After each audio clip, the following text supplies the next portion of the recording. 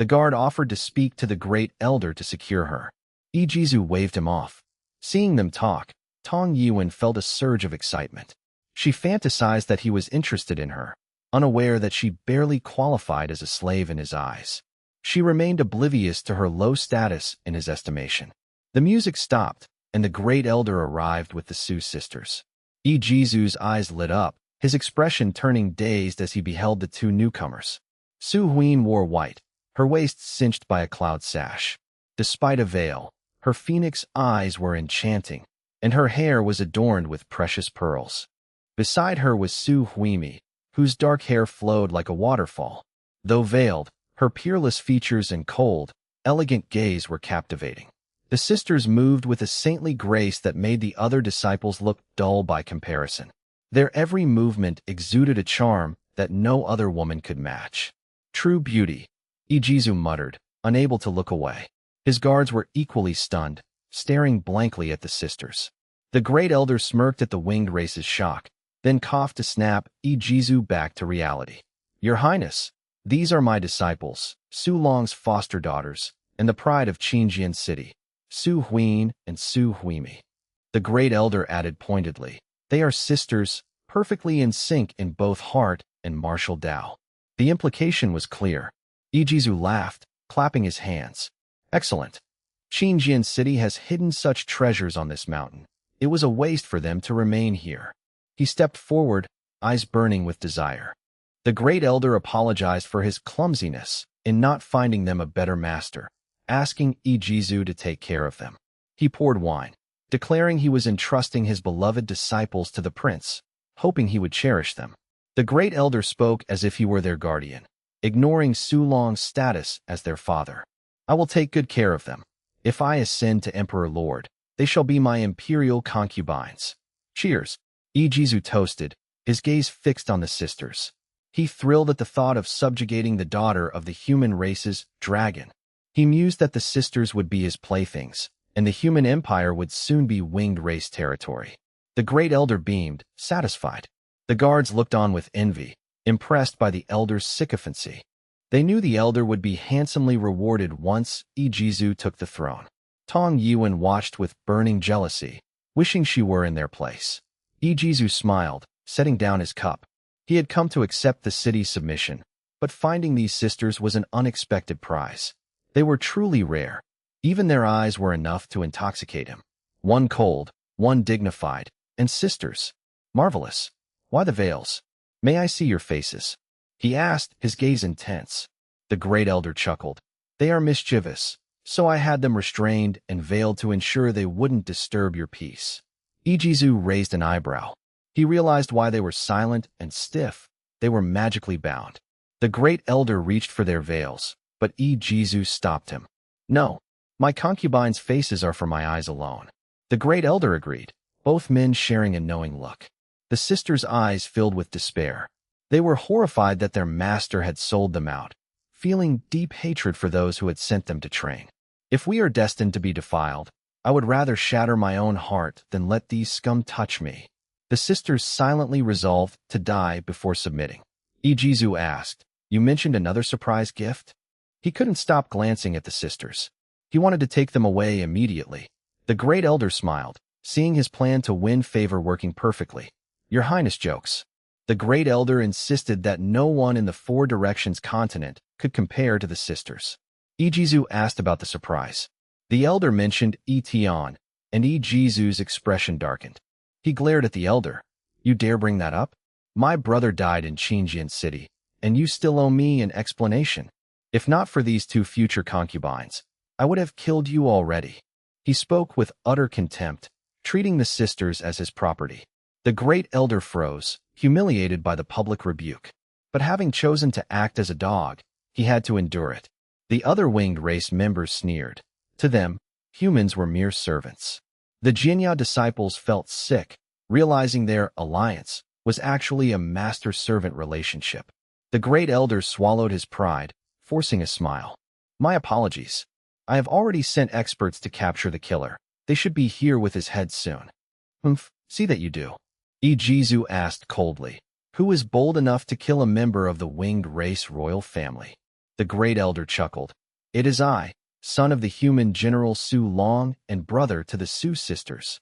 The Su sisters, previously resigned to death, were stunned as if struck by lightning.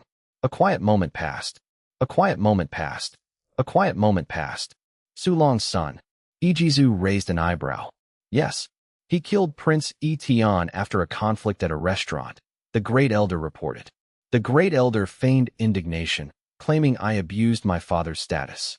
He added that his junior brother had already wounded me, forcing me to retreat. The Great Elder's performance painted me as a heinous villain. Only wounded? Ijizu frowned. The Great Elder sighed, blaming his junior's soft-heartedness. The Great Elder claimed he had dispatched his junior to hunt me down, lamenting that he had to host the prince instead of finishing the job himself. Is he dead? Ijizu asked calmly. He only cared about using me to threaten Su Long. He is as good as dead. My junior is a peak Nirvana realm expert, supported by dozens of elite disciples and a sword formation. The Great Elder stroked his beard confidently. They should be returning soon. Good. Ijizu nodded. I am curious to see what Su Long's son is like. He is just a head to be gifted to you, the Great Elder laughed. The Su sisters wept silently, realizing I had come for them. They realized the figure they saw on the mountain yesterday was indeed their brother. They felt immense regret for not rushing down to find him. Now, they believed I was surely dead at the hands of a Nirvana realm expert. Su Huimi was filled with grief, while Su Huimi burned with murderous intent. Unable to move, they watched the Great Elder and Ijizu drink, hating their own helplessness. It has been half an hour. Where is your gift? Ijizu asked, displeased. He threatened that if the sword cliff failed, his own guards would take over. Ijizu's impatience stemmed from his desire to claim the Su sisters. The Great Elder frowned, confused. They should have returned by now. A panicked disciple rushed in with a sword talisman. What is the meaning of this? The Great Elder barked. The disciple looked terrified, fearing the loss of face before the winged race. It's bad, Great Elder. The disciple knelt, trembling. The Black Jade Cavalry has entered the city. I am leading an attack on Sword Cliff. The room fell silent. The Great Elder dropped his cup in shock. What about my junior? Gongchuyu. They are all dead, the disciple sobbed. The disciple begged for a solution, noting the enemy was already reaching the peak. The Su sisters were stunned and hopeful. Their brother was actually leading an army to save them. Tong Yuan and the other disciples were gripped by terror. How could he kill the second elder and the eldest senior brother? I will deal with him myself, the Great Elder roared. He stood up, his face dark with rage. A legendary realm expert was moving out, a match for Su Long. The sisters felt a mix of joy for my survival and fear for my life against such a master. Ijizu scoffed. I heard he was a martial arts failure. If you can't even handle a failure, the human race is truly pathetic. The Great Elder bowed, humiliated. Rest assured, I will bring his head back. No need. Ijizu waved his hand. Ishuang, you go. His legendary realm guard stepped forward. The Great Elder felt the sting of humiliation, realizing his status as a mere dog to the winged race. Ishuang looked at the Great Elder with contempt and strode out. The winged race mocked the Sword Cliff disciples for failing to stop a martial arts failure. The Sword Cliff members could only sigh in shame. The mountain peak was protected by a powerful barrier set by the Great Elder himself. As Ishuang reached the barrier, a deafening explosion rocked the peak. The entire mountain shook as if collapsing. Crash! Food and wine spilled as Ijizu gasped. What is happening? Ishuang growled. Someone is attacking the barrier. The disciples were horrified. I had reached the barrier already. Ishuang, confident in his legendary status, prepared to step out. A voice pierced the air. One sword light piece overturned the world. A chilling sword intent surged, followed by massive explosions. The barrier shattered into colorful shards. The disciples screamed in terror. The energy fragments drifted down like beautiful, lethal rain. Standing amidst the debris was a man in yellow robes, sword in hand. A quiet moment passed.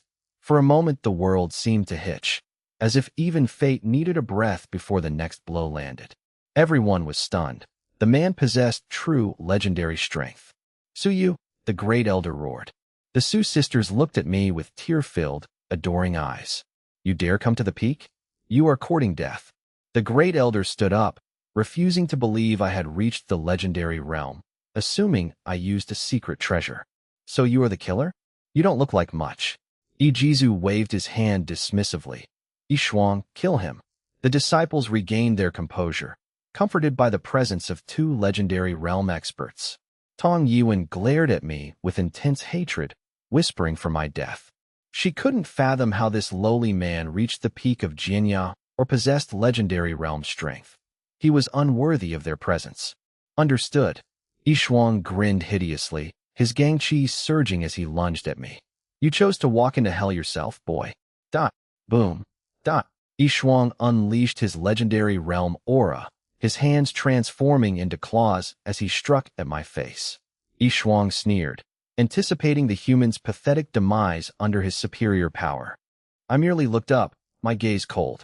A mere winged race beast dares to insult me? My chilling voice made everyone tremble. Yishuang felt a sudden, ominous premonition, but his momentum was too great to stop as his claws reached me. Boom! A powerful true dragon aura erupted from me, manifesting as an azure dragon phantom behind me. The air roared with the sound of dragons. A ripple in space expanded, slamming directly into Yishuang's chest. Splatter! Yishuang's eyes widened in agony, though the pain was short-lived. Rip! Yishuang's body was pulverized into a rain of blood by the dragon's roar. The power of the true dragon aura was terrifying. Hiss! The crowd gasped. Ijizu sat frozen, unable to process the sight. His legendary realm bodyguard, the envy of the winged race, had been killed in a single strike. I hadn't even drawn my sword. The disciples of Xinjiang were forced to accept the reality. I was indeed a legendary realm expert. Tong Yuan was hysterical, muttering. Impossible. He was only at the Ranshan realm yesterday. How did he reach the legendary realm overnight? Her words left the surrounding disciples terrified. He was a true monster, a prodigy who reached the legendary realm overnight and climbed Xinjiang. True dragon aura. The great elder gasped in horror, recognizing the phantom. How do you possess the true dragon aura? That is the supreme talent of a human emperor. It was said that a human emperor who mastered this aura could suppress all alien races across the Four Directions continent. My legendary realm pill had granted me 24 hours of power while amplifying my true dragon aura. The 500,000 public support energy was well spent. The disciples were shaken. Everyone knew this was the human race's ultimate trump card. I am the Yanhuang Great Emperor. Why wouldn't I possess it? I replied coldly. Zhao Zilong, Su Ba, and Su Jiu descended from the mountain. Boom, boom, boom. They were followed by the rhythmic, heavy footsteps of the black jade cavalry. Thousands of soldiers in black armor surrounded the peak, their eyes cold like those of executioners. The mountain was sealed. A disciple looked down and screamed, "They're all dead." Everyone looked down the mountain path. The entire path was a river of blood, littered with the corpses of Xinjiang disciples, human and alien alike. You slaughtered my disciples." The great elder pointed a trembling finger at me, filled with grief and rage. "You traitor! Who is the real traitor? The one who bows to aliens and oppresses his own kind." Zhao Zilong sneered. Zhao Zilong stepped forward, his own legendary realm aura exploding, shocking the crowd again. Two human legendary experts against one. The winged race and Xinjiang were doomed. What are you doing?" Ijizu's composure shattered. He nearly fell from his seat, terrified. I glanced at him indifferently. Was this the top prodigy? He was nothing but a coward. I said that because you forced me off the mountain yesterday, I would bathe Xinjiang in blood today to bring my sisters home. My voice was absolute. Roar! Bring the Yanhuang princesses home. Suba bellowed. Kill! Kill! Kill! The 10,000 black jade cavalry roared, their killing intent shaking the heavens. The crowd watched the Su sisters with complex emotions, envy, hatred, and shock. This mysterious emperor was slaughtering everyone just to rescue them. A quiet moment passed. I strode forward, sword in hand, followed by my retinue. The disciples retreated in terror. The Su sisters watched with tearful joy. Their brother had come to save them. I descended like a celestial emperor in their moment of despair.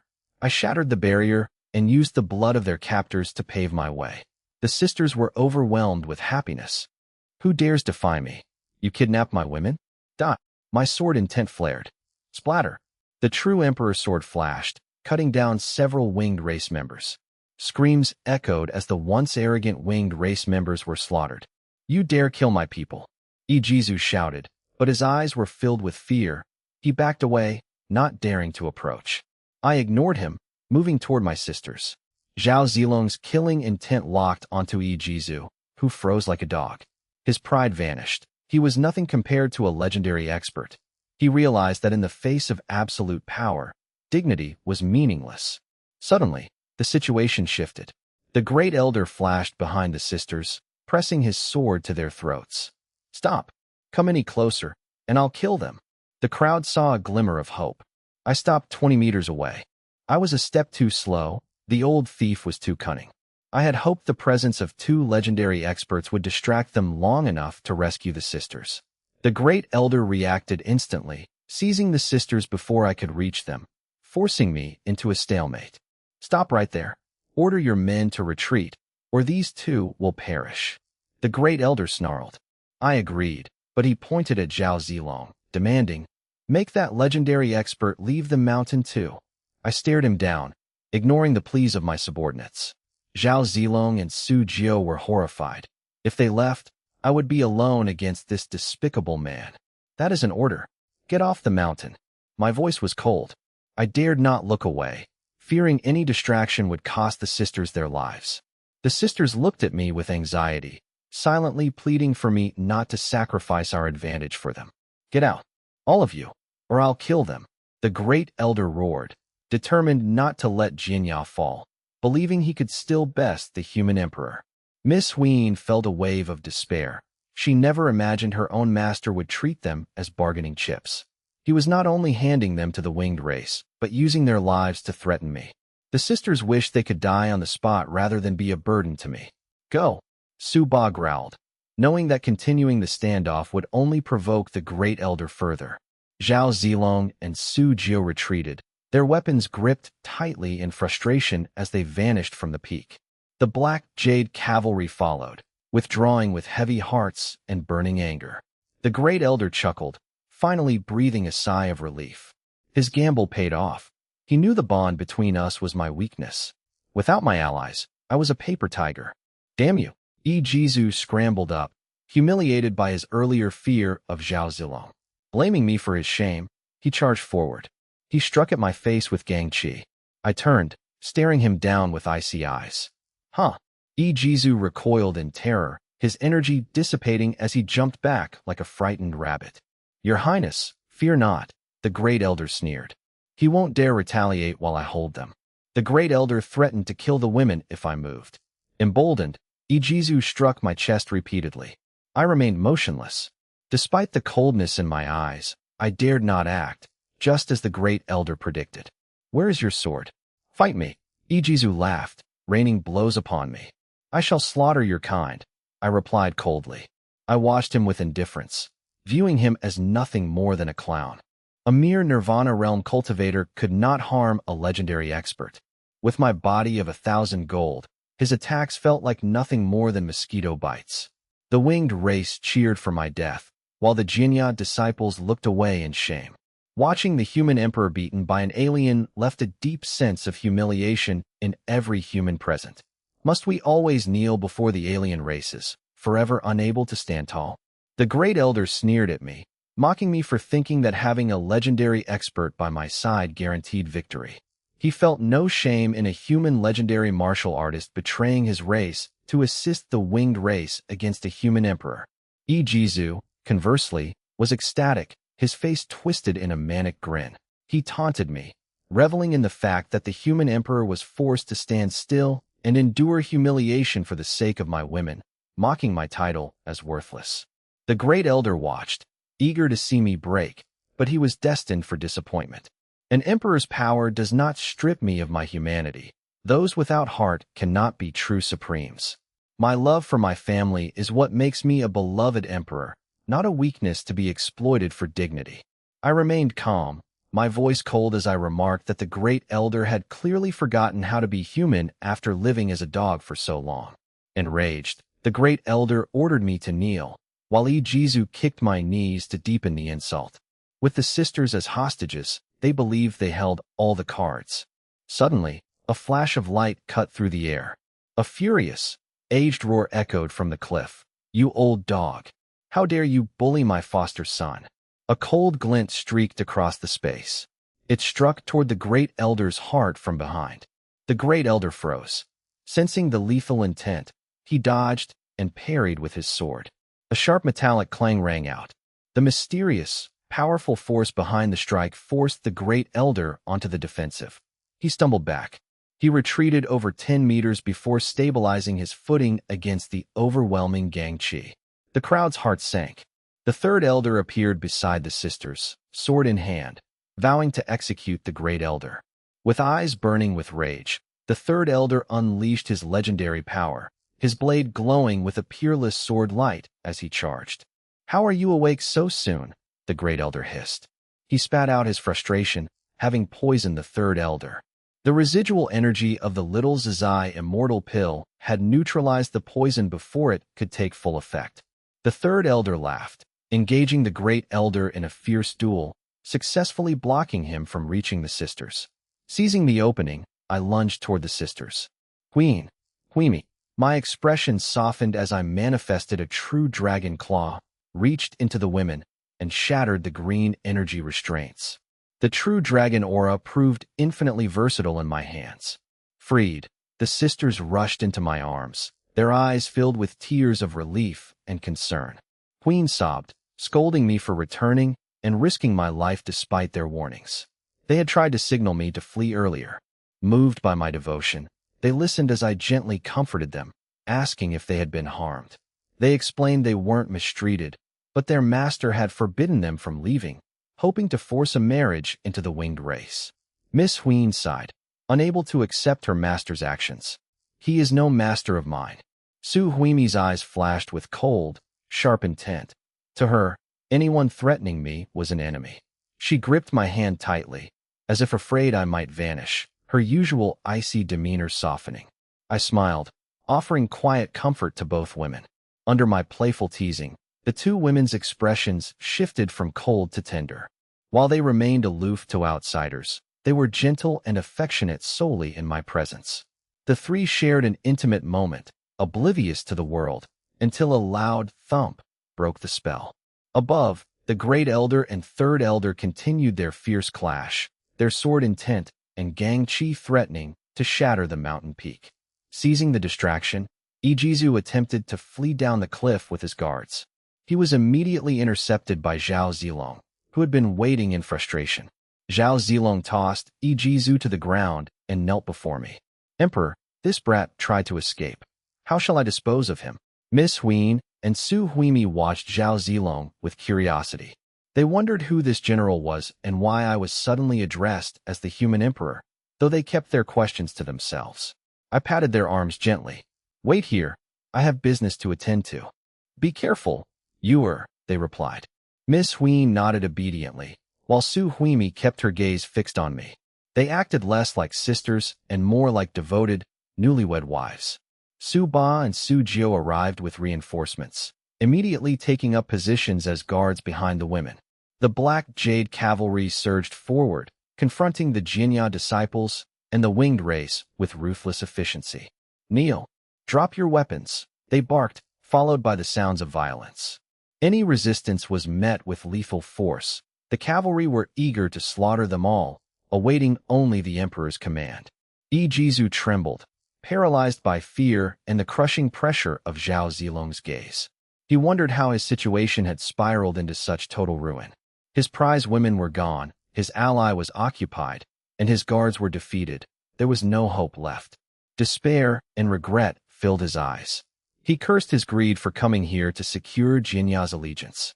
I stepped forward, appearing instantly before him. Looking down, I asked coldly, "You wanted me to kneel?" My voice, sharp as a blade, pierced Ijizu's soul, leaving him trembling in terror. A quiet moment passed. No more twists. A clean conclusion to this arc. I, I. Ijizu stammered, at a loss for words. Should he defy me or rely on his status? He realized he had no leverage against me. I was a human emperor and a legendary realm master. What do you want? Ijizu asked bitterly. I am winged race royalty. Their emperor will not let you kill me. I slapped him across the face. Smack. Stunned, Ijizu clutched his face, filled with humiliation and rage. Noisy. My icy glare silenced him instantly. He dared not speak, sensing the lethal intent radiating from me. A black jade cavalryman rushed over, seeing Ijizu still standing. Kneel. He kicked Ijizu's knees, forcing him down. How dare you stand before the emperor? Ijizu collapsed to his knees. Terrified of death, he abandoned his pride, willing to do anything to survive. Please, don't kill me. By the laws of the Four Directions continent, you can have the winged emperor ransom me. He pleaded. I was wrong to offend you, great human emperor. Please spare my life. Tong Yuan watched from the sidelines, her expression complex. The noble prince Ijizu was now groveling before me. He was kneeling before the very man she had once despised. She remembered telling me yesterday that they belonged to different worlds. Her face burned with shame. She was right. They were in different worlds, as I was an emperor whom even princes feared. I didn't even glance at Tong Yuan. She was beneath my notice. I was far beyond the reach of such people. Smack! A cavalryman struck Ijizu's head. Is that how you beg? Kowtow, the warrior demanded. Ijizu trembled with suppressed, venomous hatred. Forced to comply, he began kowtowing repeatedly. He sacrificed all dignity for a chance at life. He vowed that if he survived, he would incite the winged race to burn the Yuanfang Empire to the ground. Please spare me, he begged. The Xinjiang disciples watched in silence. Their former master was now a pathetic dog at the feet of the human emperor. The glory of their race was lost to them, as they were now branded as traitors. Regret and tears filled the air, but it was too late. I observed their misery and Ijizu's hidden malice with a cold, detached gaze. Very well, I said, leaning in. If you wish to live, that can be arranged. The cavalry were stunned. Could the emperor really be sparing him? Everyone knew how much I cherished the Su sisters. How could I forgive this?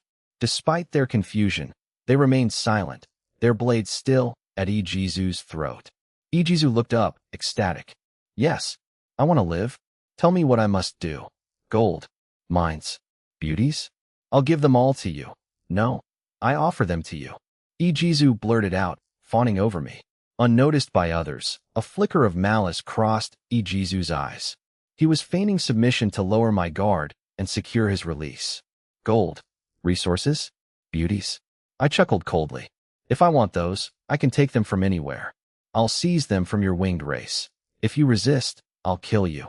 I have no need for your offerings. Ijizu's sycophantic smile froze. He was stunned. Was this the human race he knew? An emperor who just took what he wanted by force? Meanwhile, the surrounding humans and Xinjiang disciples felt a surge of excitement. If the alien races could plunder them, why couldn't they retaliate? They pleaded, Emperor, show us the way. Ijizu slumped, his status as a top heavenly pride and winged royalty rendered meaningless. Survival was all that mattered. I was too ruthless and unreasonable to be swayed. Sign this, and I'll spare you. I gestured, and a pitch-black contract materialized in the air, drifting before Ijizu. Spectators gasped, sensing a sinister, soul-corrupting power emanating from the contract, assuming it was a manifestation of my legendary realm might. It felt as if it could imprison any living soul. Must I sign this? Ijizu hesitated, instinctively terrified of the demon contract. I didn't hide its nature. The sixth sense of all living beings naturally recoiled from it. You may refuse. Ijizu felt a momentary relief, which I immediately shattered. Clang! I drew the true Emperor's sword. Refuse, and you die? Without hesitation, I unleashed my legendary realm Gangqi and swung the blade toward Ijizu's face. Don't. I'll sign. I'll sign. Ijizu shrieked in terror. The blade stopped at his forehead. I warned coldly. I have no patience. You won't get a second chance.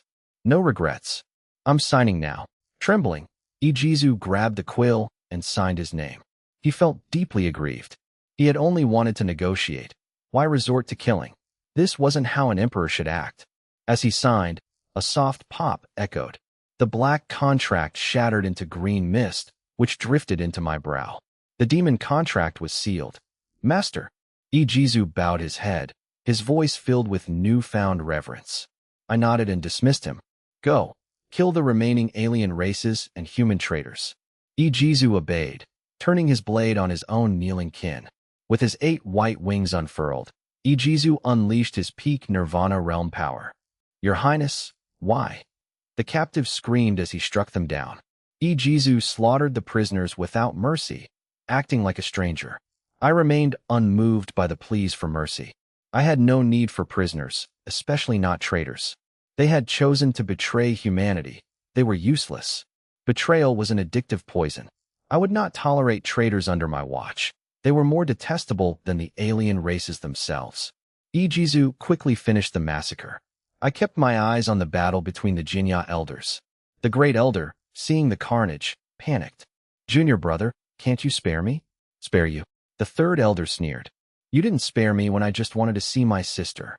You tried to kill me to please the winged race. If I weren't the human emperor, I'd be dead. You have no right to beg. The third elder's killing intent surged. I will execute you today, the great elder snarled. Fine. You forced my hand. Boom. The great elder ignited his legendary realm Gang Chi, his aura exploding with a desperate, lethal sword intent. What are you doing? The third elder's expression darkened. He recognized the move. It was a forbidden Jinya technique, burning one's life force and divine soul to amplify power at the cost of one's life. What am I doing? The great elder laughed cruelly. If I'm to die, I'll take you all with me. He knew he couldn't survive against me, Zhao Zilong, and the third elder. He was already outmatched by the third elder alone. You're insane. Burning your soul will destroy Xinjiang City. The third elder struggled against the mounting pressure. A legendary realm expert burning their soul was terrifying. It was enough to wipe Xinjiang City off the Four Directions continent. The mountain peak groaned and trembled under the great elder's pressure. The third elder channeled his internal force to resist. His bones cracked under the immense weight of the great elder's aura. Zhao Zilong stepped in, shielding the women with his own legendary aura. Without his intervention, the mountain would have collapsed. The great elder's aura continued to climb, his eyes filled with hatred. Come, let's die together. He lunged at the third elder, his sword movements flowing with the power of heaven and earth. He intended to kill everyone before his soul burned out. What is that? It's the great elder. He's burning his soul. He wants us all dead. Below the mountain, the gathered crowds watched in horror as the battle reached its climax. The great elder's roar left the crowd pale and horrified. With the great elder burning his divine soul, his already monstrous legendary realm strength surged. Escape was impossible. Once the burning ended, he would self-destruct, obliterating everything within 10,000 miles of Xinjiang City. Die, all of you. Ha ha ha. The great elder laughed maniacally, abandoning defense for pure offense, forcing the third elder into a desperate retreat. Coughing blood, the third elder grew pale from his injuries. He's a madman. Xinjiang City is finished. You all must die. Suyu, Ijizu, everyone. The great elder's Gang Chi flared as he unleashed a lethal sword strike at the cornered third elder. Below the cliff, the people watched in despair, certain that once the third elder fell, no one could stop the madman. Suddenly, a sound rang out. Clang. A resonant vibration rippled through the air, echoing to the heavens as someone blocked the strike. The old dog barks loudly. My cold voice echoed as I appeared before the third elder. I had effortlessly intercepted the soul-burning strike, leaving the onlookers stunned. Yu, Su Huin, and Su Huimi watched with deep anxiety. Suyu, the great elder sneered. Perfect. I'll kill you first, then the rest. Fueled by hatred, his aura intensified. He blamed me for ruining his plans for Jinya. Roar. The great elder lunged at lightning speed. As he struck at my head, a golden dragon phantom erupted from my back. A deafening roar shattered the great elder's sword intent. A massive, tangible five-clawed golden dragon coiled in the dark clouds, its cold eyes fixed on the great elder. Third stage true dragon aura, the divine dragon realm. The great elder trembled, his face drained of color. The dragon's presence resonated with me, its vast power shocking peak legendary martial artists across the four directions continent. The human race's true dragon had emerged, throwing the world into chaos. True dragon aura. It's coming from Xinjiang City. A true great emperor has awakened, experts across the continent exclaimed. The atmospheric anomalies caused by the dragon's power struck fear into all. Would the human race now rule? The pressure was suffocating, especially for the strong. Heavens, what is that? The crowd below stared in awe at the dragon. The world trembled. How can you possess such power? The great elder gasped. I replied coldly. I am the great emperor. With the fate of the people, what can I not do? You dare try to kill me? I thrust my sword, the force shattering the air and creating a violent, turbulent storm. Even the third elder was awestruck, while the two women looked at me with admiration. Swish! The true emperor's sword channeled the golden dragon, which reached down with a massive claw. The claw, infused with the power of heaven and earth, gripped the sword. The great elder screamed as the dragon claw seized him. His legendary peak, Gang, Chi shattered instantly. I flicked my sword, and the dragon phantom flared. With a squeeze, the great elder was reduced to a mist of blood. The city fell into a stunned silence. He killed the great elder. He's stronger than the human race's evil dragons. They realized I was a true great emperor, both in title and martial power. History had never seen an emperor capable of summoning a physical true dragon. Legend said this heralded a massive shift in the era. The legend was now reality, and the Four Directions continent would soon be in turmoil. Ignoring the dust, I helped the third elder back to the cliff top. The rebel disciples were wiped out. Only the third elder's faction remained. Xinjiang was left nearly empty. The corpses proved that an emperor's wrath spares no one. Brother. The two women rushed to me, filled with relief and curiosity. It's over, I said. I patted their arms, and the others retreated to handle city affairs. Even Zhao Zilong kept his distance. Haha, I thought you two were set on marrying Ijizu. I'm glad I was wrong, the third elder laughed. Uncle, how could we marry an alien? Su Huin retorted. She would only ever love me. Uncle, you should rest, she suggested. Trying to get rid of me so soon? The third elder teased. Uncle, Su Huin blushed, stealing glances at me, while Su Huimi looked down shyly. They were completely captivated by my heroic rescue. Uncle is joking, I said. I helped the third elder, then turned to the women. You two go back first. I have matters to discuss with him. Understood, they replied obediently. With the great elder dead and Ijizu captured, Xinjiang City was leaderless. As the human emperor, I could not abandon the city's commoners. Though I longed to stay with my women, the timing and situation were inappropriate. Zhao Zilong, escort them back. I ordered, then helped my third uncle toward the council hall, followed by the now enslaved Ijizu. Understood. Zhao Zilong hesitated, wanting to warn the emperor about the other four women waiting at the mansion, but held his tongue. I had completely forgotten about the four women at my estate. I hadn't considered how the Su sisters would react to my secret harem. I was focused on business, having just received a system notification. Congratulations, you have eliminated the Xinjiang faction. Gained 300,000 public support energy. Congratulations, you killed a legendary peak martial artist. Gained 100,000 public support energy and one use of the Lord's altar. I frowned. The system was becoming stingy. I had spent 1.5 million public support energy on pills for Zhao Zilong and myself to conquer Xinjiang and Xinjiang City. Even counting the altar usage, the rewards didn't cover my costs. I was at a loss. Financially, the operation was a failure. The system had clearly tightened its rewards, signaling that my newbie phase was over. I could no longer rely on easy system bonuses. Since the system wouldn't pay up, I would have to recoup my losses elsewhere. Inside the council hall, only I, the third elder, and Ijizu remained, guarded by black jade cavalry. The third elder said with a wry smile, clutching his chest. I smiled back. Despite being the supreme human emperor, I remained the young master of the Su prince's estate before my kin. Do you have any more of that immortal pill? The third elder asked sheepishly.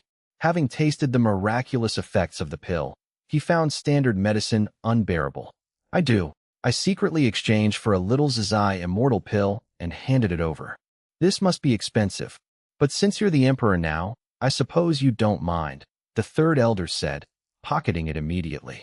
He tucked the pill away, delighted to have a cure for any future ailments. This was why Su Long always found his brother so exasperating. He was a mischievous old man, both lovable and frustrating. Use it, third uncle. If you need more, just ask, I said warmly. Though it cost 100,000 public support energy, it was worth it for my family. I was protective of my own. Plus, a legendary expert was a valuable strategic asset for the Empire. That's my boy. The third elder stood up, telling me to deal with Ijizu while he went to recover. I ordered the Black Jade Cavalry to assist my uncle to a room. Once the third elder left, the guards sealed the hall. I turned my cold gaze to Ijizu, who knelt in terror. Rise, I commanded. I will have the Jinui release you. I will announce your escape and issue a citywide manhunt. I clapped my hands. Yang Mingwei emerged from the shadows, bowing. Emperor. As the Jinui commander, Yang Mingwei was a master of stealth, undetectable by anyone below the legendary realm. You will report only to him, I said, pointing to Yang. He will coordinate all your actions and support. Ijizu was moved by the gesture, realizing I intended to spare him. The demon contract began to subtly warp his loyalty toward me. The Yuanfang Empire will support you. I have one requirement. I stared intensely at him. Within 3 years, you must become the emperor of the winged race. I had similar plans for the orc Prince Andrew, using Jinui to supply him with secret items. I wouldn't start a war yet, but I intended to conquer all alien territories and plant the Yuanfang flag across the 4 directions continent. If I couldn't take the cities by force, I would take them by subversion. 3 years. Ijizu looked troubled. The current emperor is in his prime and at the legendary peak. It will be difficult to depose him. He spoke of his father without a shred of loyalty, his mind now entirely mine. Difficult. My voice turned icy. I don't care how you do it. Rebellion, patricide, whatever. Just get it done. Understood.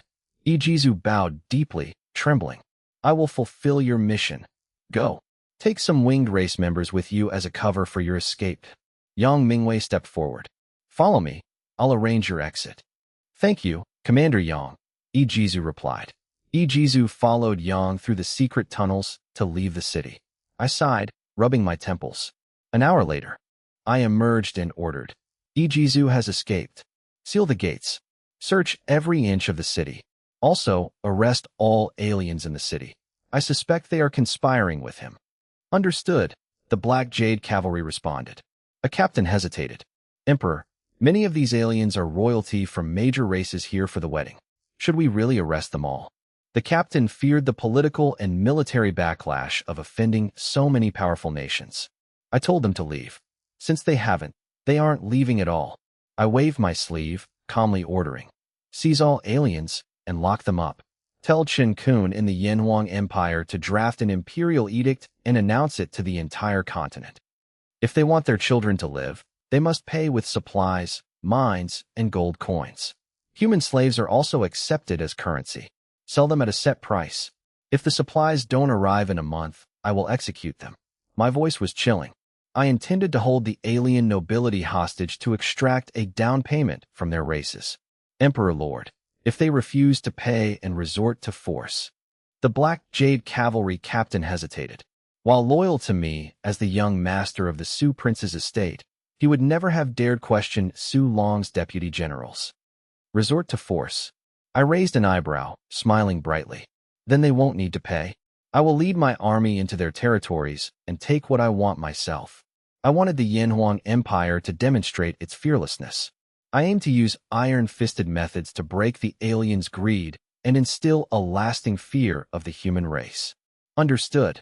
The Black Jade Cavalry roared in unison, their blood boiling with excitement. With such a domineering emperor, they had nothing to fear. My actions were a calculated test of the aliens' bottom line. With Su Long, Zhao Zilong, and the Third Elder, all legendary realm martial artists, plus my ability to provide breakthrough pills, the Empire was formidable. Strictly speaking, the The Yinhuang Empire's top-tier combat power was only slightly weaker than the 10 strongest races and superior to other first-rate powers. My goal was twofold: to awaken the human race's spirit and pride, and to observe how the myriad races would react to the manifestation of the true dragon aura. Whether they chose to unite against me or acknowledge the rise of the human race, I was prepared. My sole purpose was to expand territory and make the human race truly powerful. My personal honor was tied to the status of the empire. Only when the human race was strong could I be secure in my own destiny. Following orders, the Black Jade Cavalry, led by Su Ba and Su Jiu, sealed off Xinjiang City and began aggressive arrests. Wails immediately filled Xinjiang City. Su Jiu knelt, his military training taking over as he shouted, "By Yinhuang law, kidnapping a maiden results in 10 years of hard labor in the border army. Killing a human results in execution. In any case involving an alien and a human, the alien pays with their life." Su Jiu's roar echoed across the street, leaving the crowd stunned. The crowd gasped. Yinhuang law was incredibly protective of the human race. Never in history had such a ruthless, uncompromising law existed. Every crime committed by an alien against a human was a capital offense. A fire ignited in the hearts of the people as they looked at me, waiting for my final decree. Order the Jinui to investigate, retrieve the old man's daughter, and arrest everyone involved. I commanded calmly. Understood. Su Jiu acknowledged. Su Jiu stood up and whispered, "Emperor Lord, the matter is settled. Shall we return to the manor?" Settled? I sneered. Investigate. I will hold a public trial to grant this old man justice. I am not leaving until the culprits are brought forth. My voice was chilling. Su Jiu sighed. The emperor was furious. He loathed these lawless alien races for provoking the human race in Xinjiang City and running straight into the emperor's uncompromising wrath. Pray for yourselves. Su Jiu barked. Quick, tell General Yang to investigate. Don't keep the emperor waiting. Su Jiu dispatched a Black Jade cavalryman to find Yang Mingwei. Aside from Su Long, no one dared keep the emperor waiting. Within minutes, the crowd parted as Yang Mingwei arrived in his Jinui uniform. He was followed by Black Jade cavalry and Jinui, who were escorting dozens of disheveled alien races. Emperor Lord, I apologize for the delay, Yang Mingwei said, stepping forward. I gestured toward the prisoners. Are these the ones? The captives had pale skin, cat-like green eyes, and thick, twitching tails. They were of the Dark Knight race. Yes, Emperor Lord, Yang Mingwei reported. I dragged them from the prison, but none will admit to kidnapping the girl. I am incompetent for failing to secure a confession, Yang Mingwei added, bowing his head in shame. Before I could speak, one of the Dark Knight captives glared at me. You had us arrested? We are just here. Why capture us? We are Dark Knight nobles. Our patriarch holds a high position in the Imperial capital. What right do you have to detain us? If our army comes to rescue us, you will regret this. You dare call yourself an emperor? Release us now, or face the consequences. These arrogant fools actually dared to mock the human emperor to his face. Su Jiu and Su Ba frowned, while Yang Mingwei looked at the captives with pity. Yang Mingwei knew me best, as he executed many of the emperor's direct, overt orders. He knew that when the emperor was truly angry, it was a terrifying sight. These idiots clearly didn't realize that the title of human emperor required the true dragon aura, a trait the myriad races feared most. The true dragon aura was the ultimate symbol of human power. I knew these pampered youths were unaware that the Dark Knight army had suffered a crushing defeat at the human imperial capital a month ago. With even their Chuanchi dead, they had no leverage. I am nothing. I laughed coldly. I won't argue. Speak. Who took the old man's daughter and killed his son? Kidnapping. A Dark Knight captive sneered. Where is your proof? Do you see any human girls here? Is the human emperor just an unreasonable thug? Reason is for humans, not beasts, Yang Mingwei retorted, his tone dripping with malice. The Dark Knight captive seethed with rage, but dared not resist the Black Jade cavalry. A quiet moment passed. Old Manly, look at them, I commanded coldly. Identify who took your daughter and killed your son. Oldly, the emperor is speaking to you. This is a great honor, someone whispered to the dazed man. A quiet moment passed. Old Manly looked up, his face turning pale with shock. With a sudden burst of strength, he lunged at the leader of the Dark Knight group. "Where is my daughter? What did you do to her? Get off me. I didn't take her. How would I know where she is?" The leader panicked, shoving the old man and attempting to kick him. Clang! The Black Jade cavalry drew their blades, freezing the leader in his tracks. Yang Mingwei stepped forward, grabbing the leader by the throat.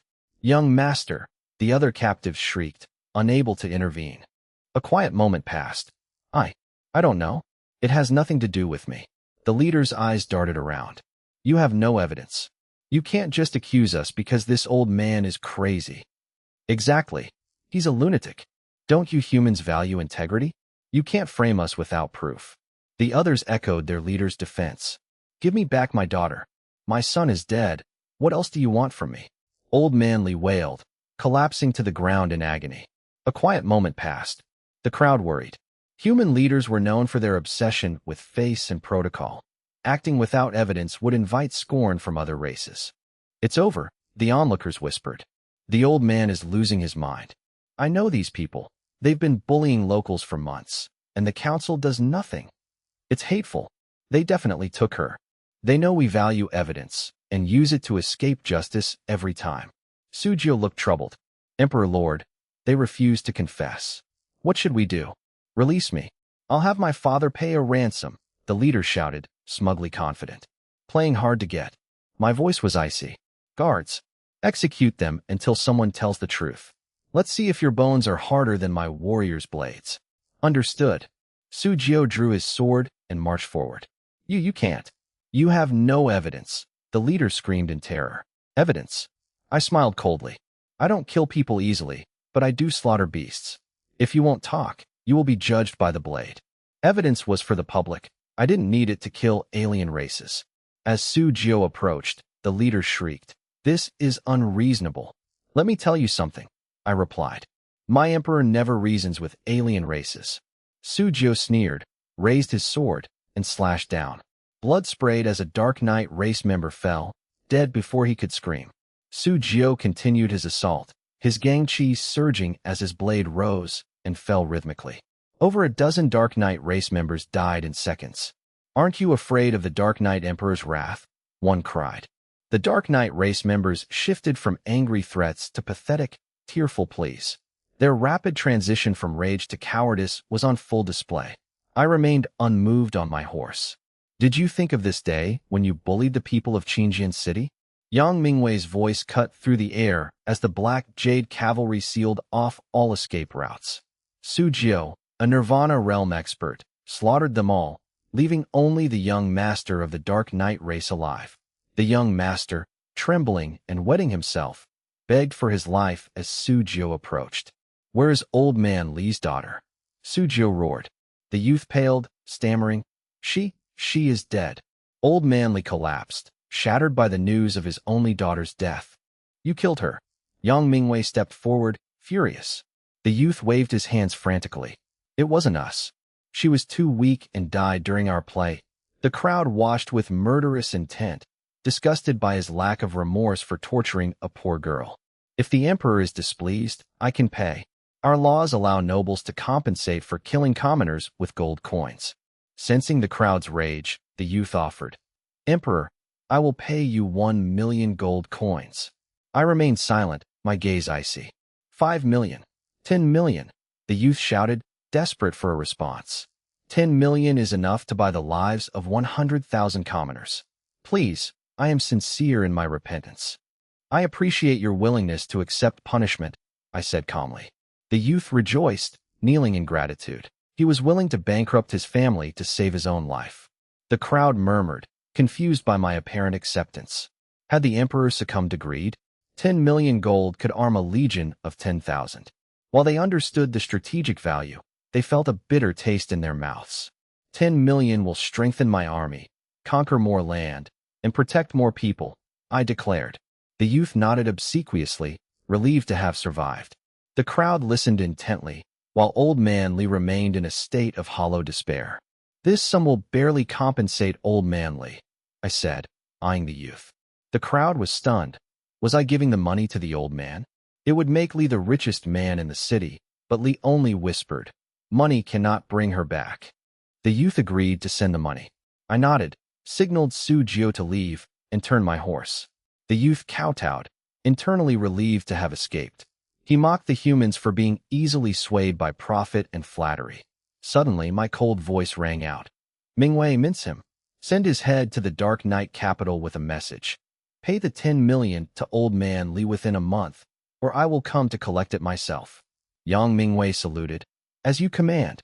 The Jinui drew their blades, surrounding the stunned youth. You said you would spare me. The youth shrieked in despair. 10 million gold cannot buy our dignity, I replied. It isn't worth a single life of my people. Yang Mingwei stepped forward. Under your laws, you might be spared, but here, we follow the laws of the Yanhuang Empire. Tell him what our law dictates. The crowd roared in unison. Any crime by an alien against a human, regardless of status, is punishable by death. The people, no longer willing to be cowards, let their long-suppressed bloodlust boil over. They remembered Suyu's words well. Students and martial artists felt their long-held grievances ignite. A life for a life, the chant echoed repeatedly. The collective anger of the people became a law unto itself. It was a fundamental truth. Murder requires payment in blood, even for aliens. The youth stood frozen. He looked at the fierce, vengeful faces of the humans surrounding him. These were the same people he had once deemed inferior and easily bullied. He realized with a jolt that the human race would never be oppressed again. This first cut is mine. Yang Mingwei swung his blade.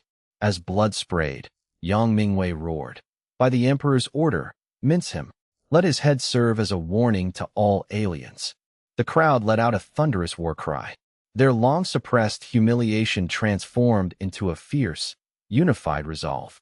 A fire had been lit that would eventually consume all who dared look down upon the human race. Emperor, Suyu approached me, whispering, Emperor, I truly admire you. For some reason, killing this alien race member ignited the long-dormant blood of Suyu, a veteran warrior of the frontier. It felt as if a heavy weight had been lifted from his heart, leaving him exhilarated. Admirable, perhaps. I sighed softly, my gaze remaining indifferent. 10 million gold coins were expensive, but a race's dignity was worth far more. If I bowed now, the human race would never rise again. Suyu, remember this, I said. Suyu, eyes burning with fanaticism, bowed respectfully to await his emperor lord's instruction. I may bow, but the human emperor must never. I am the state. My voice carried a heavy weight. I felt no pride, only the crushing burden of responsibility forcing me to grow stronger, more tyrannical, and more arrogant against all enemies. Representing the human race, I could not fail or compromise. Suyu has noted this. Suyu trembled, gripping his blade with tear-filled eyes. With such an emperor, the human race would endure for eternity. The city's roar grew deafening, as if to shatter the gloom hanging over humanity. The revered great emperor had already returned home. Stopping at his gate, Suyu asked, Emperor, shall I handle any remaining matters?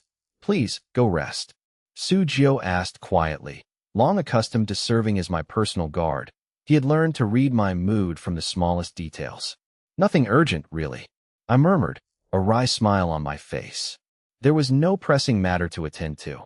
I had simply reached my own gate and suddenly remembered that I had asked Zhao Zilong to escort the Su sisters home, completely forgetting that 4 other women of the household were already here waiting.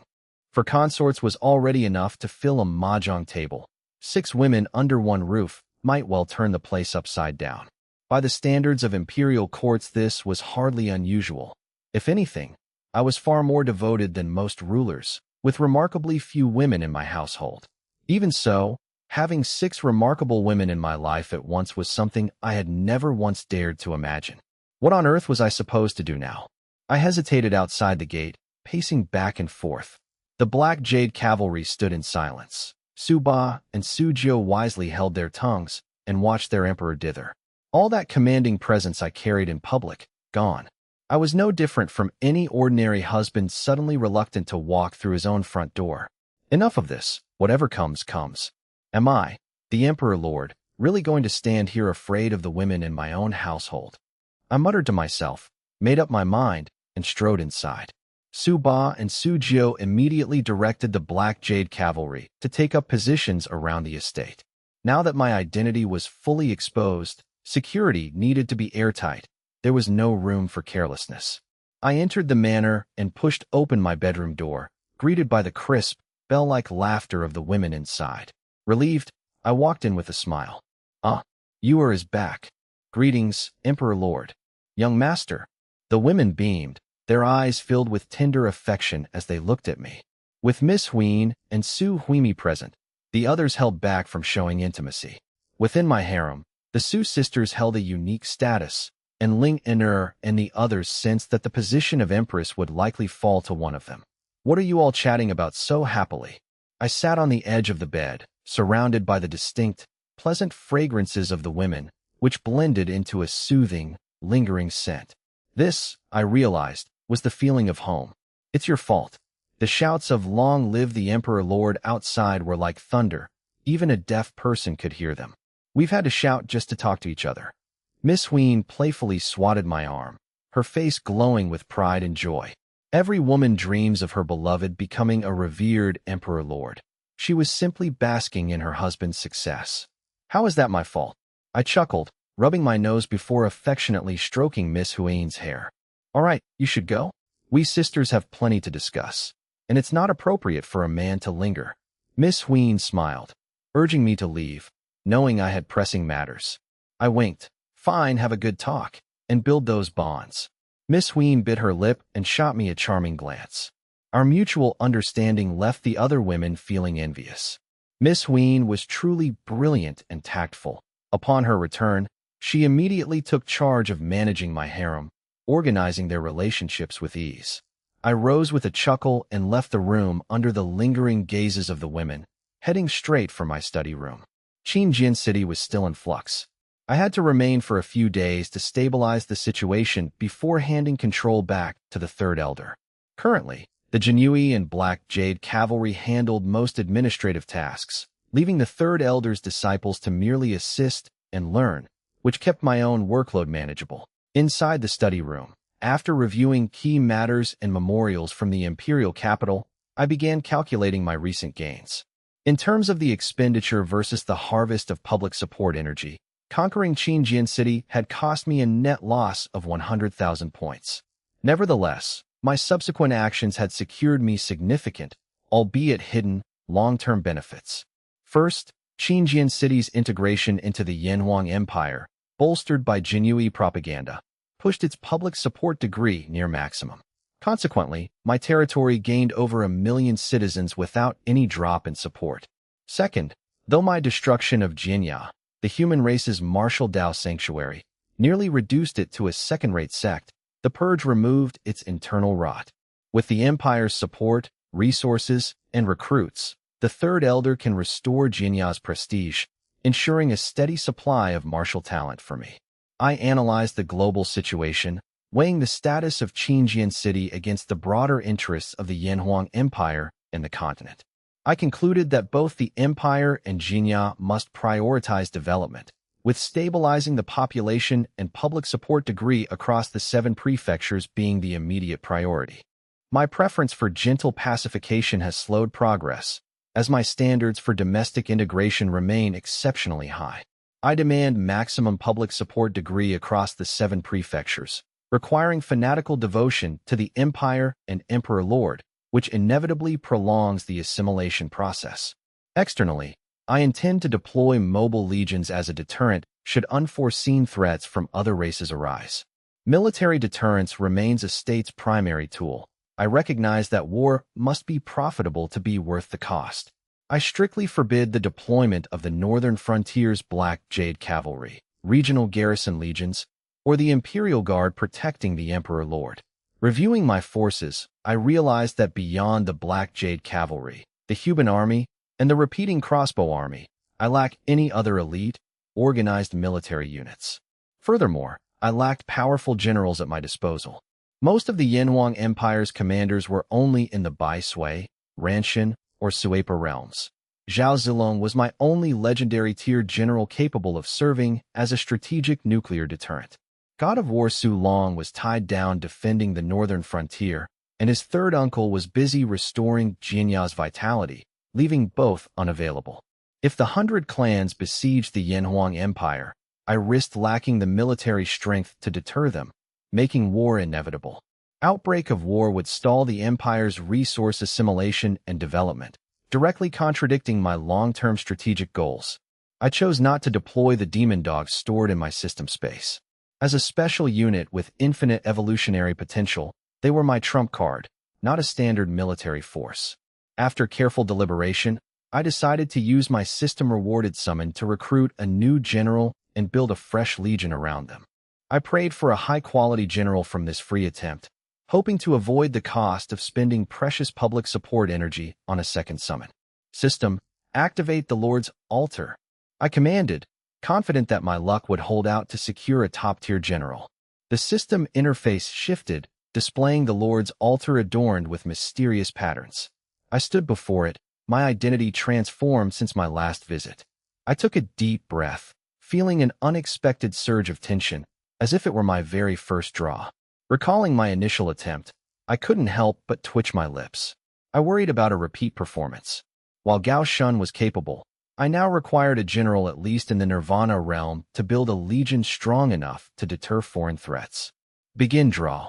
I steadied my mind and commanded. The altar's patterns pulsed with an ancient, primal energy. Visions flashed. A young, brawny man led a charge against a city wall, ignoring his soldiers' warnings. I will be the first to scale it. Men of Qin, follow me. The man roared, sword drawn, charging toward the gates. Elsewhere, a court official announced, "Great news. The great general has conquered 61 Wei cities." The king of Qin rejoiced. "With Bai Qi, we are invincible." I bestow upon him the title Lord Wuan. At Changping, a massive pit overflowed with the corpses of prisoners. A young soldier wept, pointing his sword at an isolated figure on the wall. "Gong Sun Qi, you slaughtered them all." The soldier's eyes were filled with despair. The figure on the wall replied coldly, "For my king and for Qin, I am destined to be the Lord Wuan who descends into hell." His voice was chilling, his killing intent overwhelming, yet no one saw his hands trembling behind his back. "Duyo, Lord Wuan, the king has sent 3 decrees. You must depart." An official protested, "The army cannot leave Qin, and the Lord is ill." A messenger arrived with a final decree. The king, in a rage, ordered Lord Wuan to commit suicide. Qi, accept the decree," he sighed. The tragic end of a general whose military prestige had sparked the king's jealousy. The screen vanished. System, congratulations, you have summoned the divine general Bai Qi. I beamed. My anxiety had been justified. I had summoned a legendary commander. Bai Qi was a true master, undefeated in over 70 battles. From the annihilation of 240,000 at Yik to the 450,000 at Changping, his strategic brilliance reshaped history. His art of war, analyzing situations, using water attacks, and masterful encirclement, set the standard for the Warring States period. I was most impressed by his mastery of annihilation warfare. Bai Qi focused on destroying the enemy's living strength rather than mere territorial gain. It was the highest form of military art. Bai Qi was the undisputed master of this, arguably surpassing even Marquis Wu Zhuge in pure military command. I checked the stats. Name, Bai Qi. Age, 45. Race, human. Loyalty, 100. Quality, divine general. Strength, soul-shattering realm. Talent, war master. Plus 100% to combat power, speed, morale, and martial strength for any human legion. God of War of Qin. Plus 100% stats when leading Qin army units. Master of Annihilation. Plus 100% stats during annihilation warfare. Foresight. Active talent for precise strategic calculation. General's Pride. Military +1. Politics -1. 4 Generals of the Warring States. Passive Bond. +1 Martial Strength if all 4 are summoned. Item. Lord Wuan's Sword. My 3rd Divine General. My luck had been incredible since summoning Marquis Wu Zhuge. The list of talents was staggering. 4 out of 5 talents were purely military. The stacking effects of my 3 main talents could boost a Qin unit's strength by a massive margin. I swallowed hard, stunned. Under Bai Qi, soul-shattering realm soldiers would fight with the power of the legendary realm. He was truly the greatest commander in history. I felt a twinge of regret that Bai Qi's personal strength wasn't yet at the Nirvana realm. But that could be fixed with pills. Such military talent was irreplaceable. A black jade cavalryman reported, "Emperor Lord, a man named Bai Qi is at the gate, seeking to serve. Should we drive him away?" They didn't realize who he was. Absolutely not. Bring him to the hall immediately, I ordered, grinning. I was eager to meet the god of killing. Yes. The guard hurried off to escort Bai Qi inside. I met him in the hall. "Brother Bai, you've kept me waiting. Are you the Emperor Lord?" Bai Qi asked, bowing. He was a middle-aged man with graying hair, his posture ramrod straight. He looked ordinary, yet carried the aura of a seasoned commander.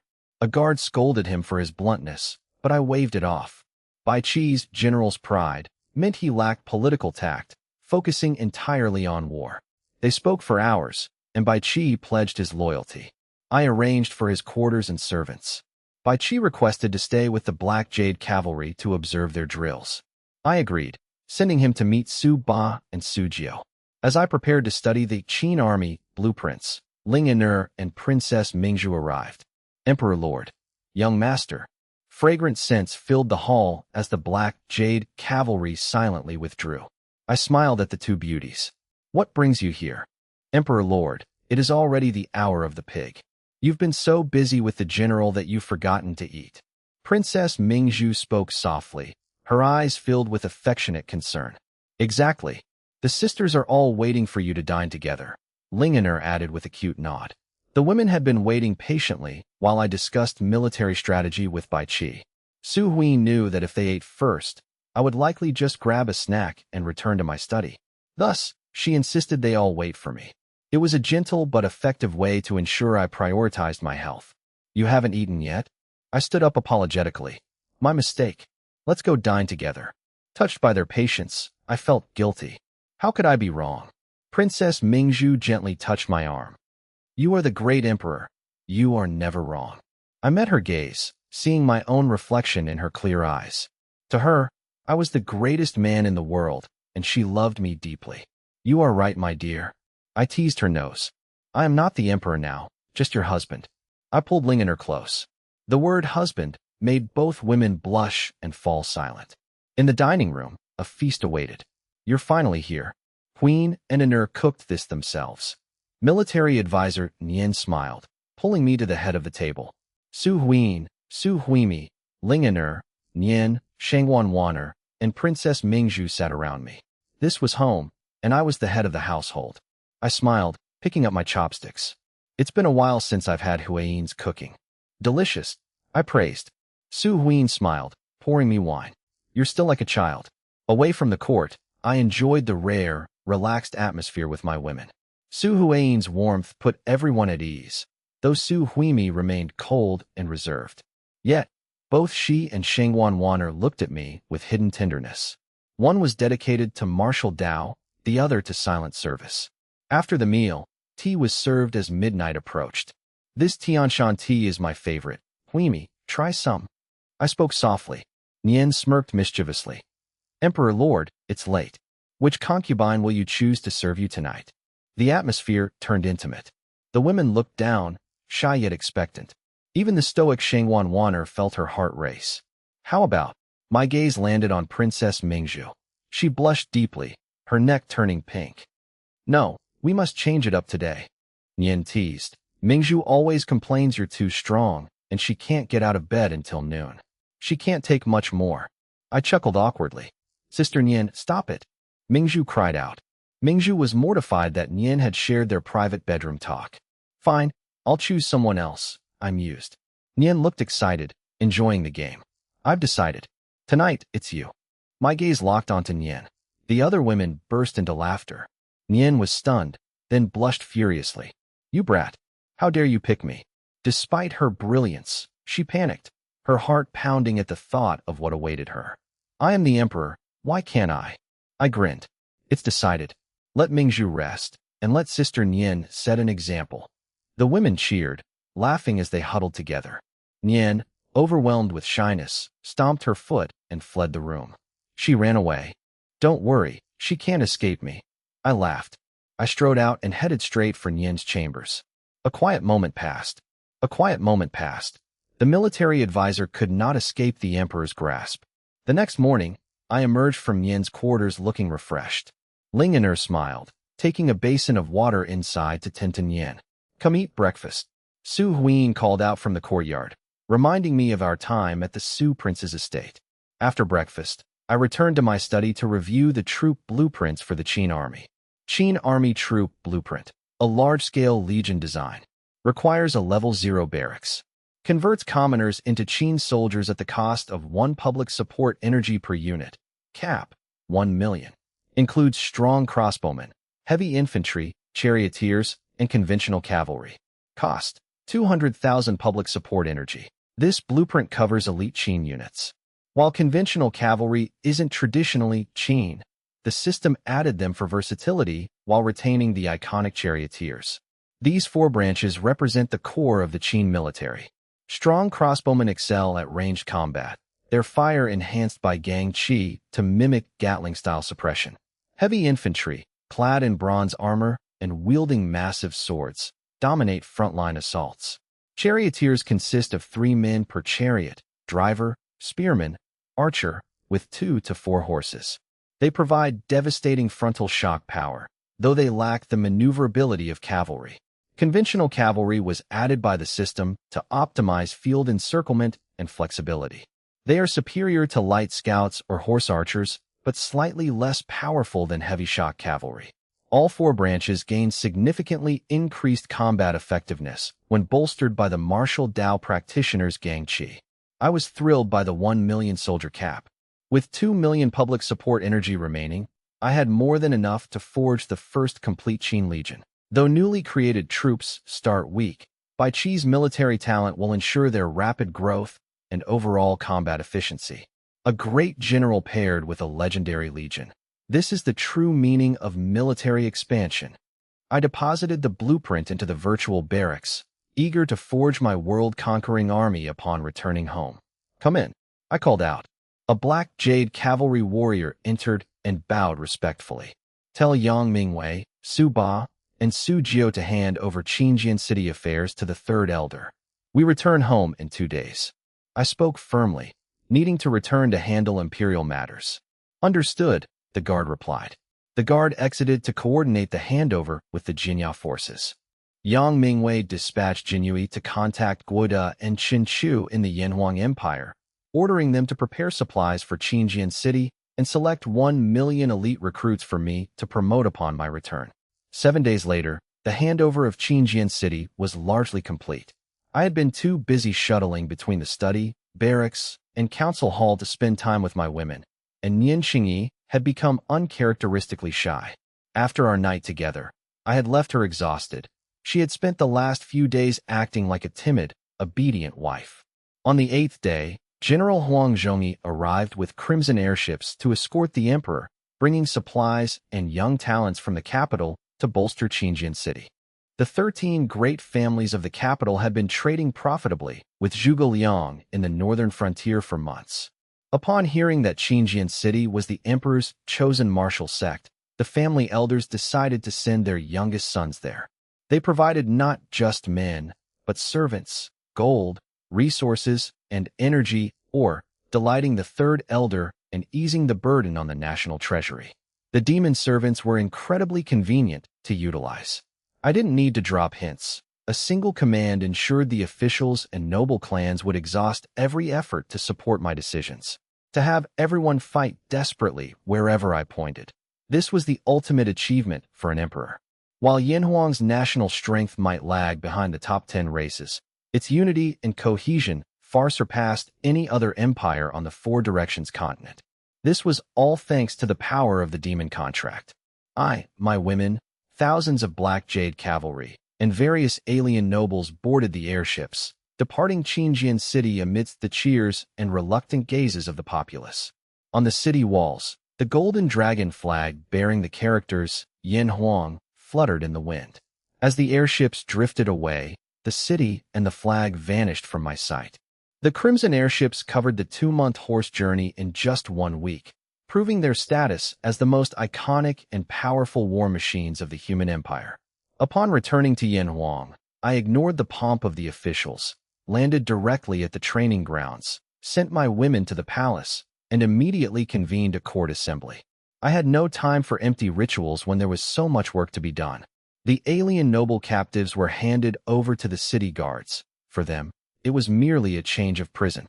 Just as I changed into my imperial robes, an urgent, whip-cracking message arrived at the assembly. The civil and military officials were all gathered. As I sat upon the throne, a palace attendant hurried into the hall. The attendant climbed the steps and knelt, presenting an urgent intelligence report. The hall fell silent, the officials watching with intense curiosity. Shrewd officials guessed the secret report must be military-related, given the extreme secrecy and urgency. I scanned the document, my expression unreadable. Even though most officials were my demon servants, their political instincts made them desperate to know the contents.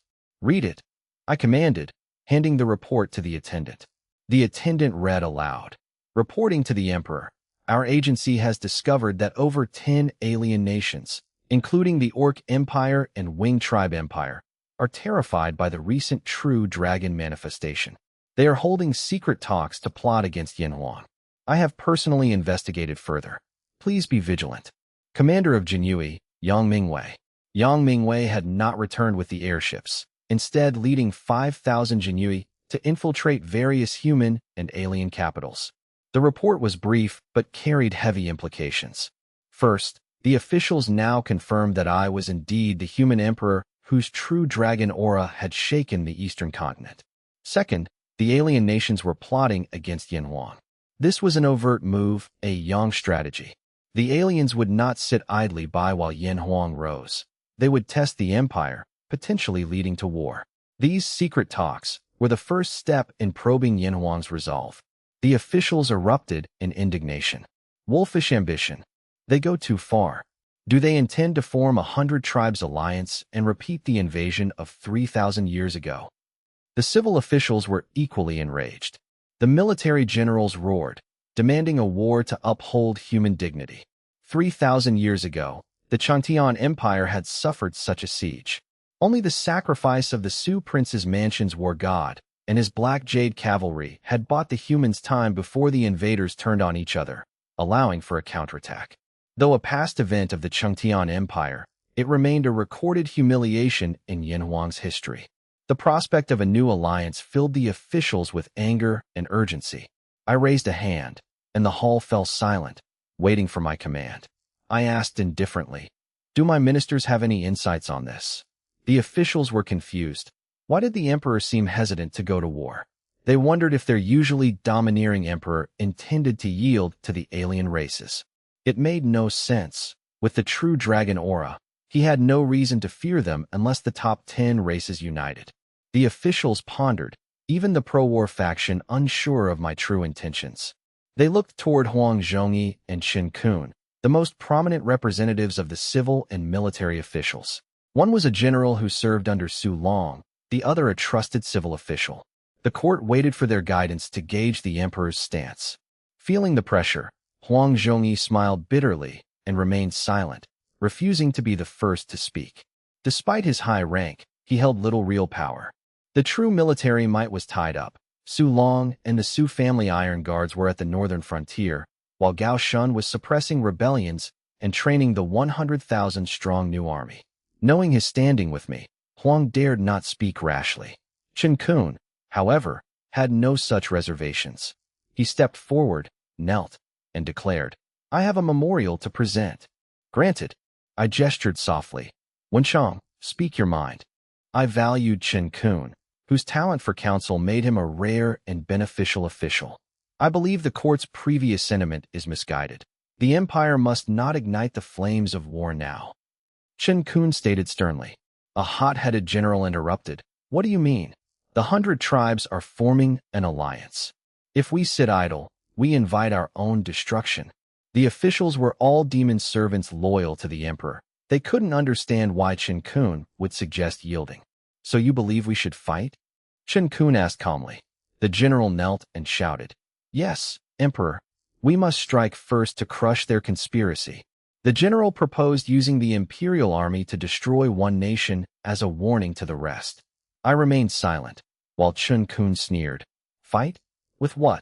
The general boasted of their 820,000 elite troops, including the Black Jade Cavalry and repeating crossbow army, claiming they could crush even the Orc Empire if I led them. I frowned at the arrogance, yet I appreciated the general's fighting spirit. It proved my policies were working. My subordinates were no longer cowards and were ready to die for the empire. The northern frontier forces are elite, Chun Kun countered. But if I leave the north, who will hold back the Orc Empire? Chun Kun stared at the general. General Wu, can you hold the north? The officials fell silent, realizing the gravity of the situation. They had been blinded by the emperor's recent displays of power. The Orc Empire had signed a treaty, but they were far from defeated. They remained the greatest threat. If Su Long left, they would surely invade. The officials realized that while they were capable, they had been swept up by the emperor's aura of invincibility. This, General Wu faltered, then suggested, if the north cannot be moved, we have the 100,000 new army troops under Gao Shan. 10,000 new recruits? Are they enough to contend with the 100 tribes? Chun Kun sighed and shook his head. He noted that they were blinded by glory, mistaking confidence for arrogance. While the emperor was brilliant, the empire was not yet strong enough to recklessly provoke other major races. Forgive my bluntness, but we lack sufficient troops and generals. 6 of the 7 prefectures are still unstable. War now would be disastrous. Chun Kun's words angered the military faction. General Wu demanded, then what? Do we yield and wait for our demise? They feared that weakness would lead to the destruction of their home and people. Yield? Never. Chun Kun smiled confidently. I have a strategy. What is it, Wenchang? I asked. I have a humble plan. Chun Kun replied respectfully. Be broad externally but strict internally. Control movement through stillness. The officials frowned at the cryptic phrase. I asked for clarification, wondering if it sounded too cowardly. Focus on military, economy, and internal stability. Regarding the 100 tribes, remain silent. Neither show weakness nor provoke. Chun Kun explained that the Orc Empire was currently paralyzed by a succession crisis, leaving the Wing Tribe Empire as the only real concern. If we remain still, they will not dare to act. Chun Kun argued that no race wanted to be the first to provoke the emperor, fearing they would bear the brunt of his wrath while others benefited. Politics was about interest. Without a clear target, the alliance would remain paralyzed by mutual suspicion. War would only start if the empire provoked it. Without a spark, there would be no fire. If the empire attacked first, the 100 tribes would be forced to unite against them. Once a full-scale war began, there would be no turning back. The empire needed time to develop, and I would not risk an unnecessary war. The empire was currently in a delicate state of power transition. With rebellions just quelled, now was the time to win the people's hearts, not to wage war. Chun Kun's logic finally dawned on the officials. The emperor's prestige and the true dragon aura are enough to deter them for now. Indeed, controlling movement through stillness is a brilliant strategy, the officials agreed, nodding in approval. Avoiding war while maintaining human dignity is the optimal strategy. General Wu asked if they should act if the 100 tribes ignited war. Chun Kun smiled, deferring the decision to the emperor. Whether to fight or not rests solely with the emperor. Chun Kun, ever shrewd, knew I had my own firm plans despite my silence.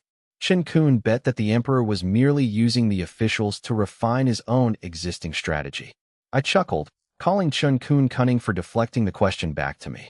Chun Kun accepted the praise with a smile. The officials envied Chun Kun's favor, as being scolded by the emperor was a rare honor.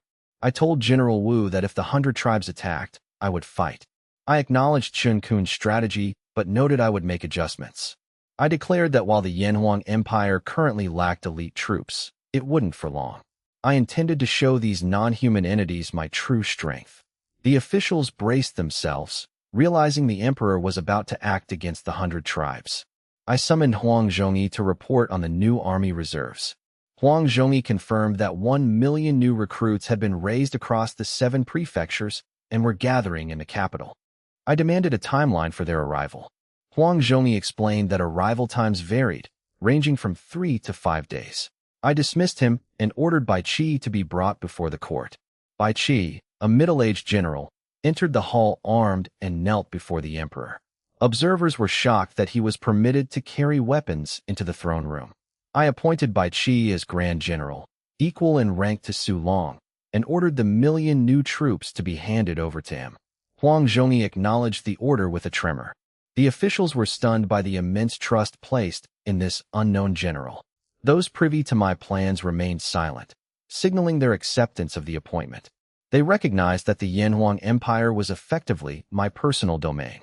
Many wondered if the emperor intended to ignore the 100 Tribes conspiracy entirely. I then asked when Gao Shun would return. Huang Zhongyi reported that Gao Shun had quelled the rebellions and would return within 7 days.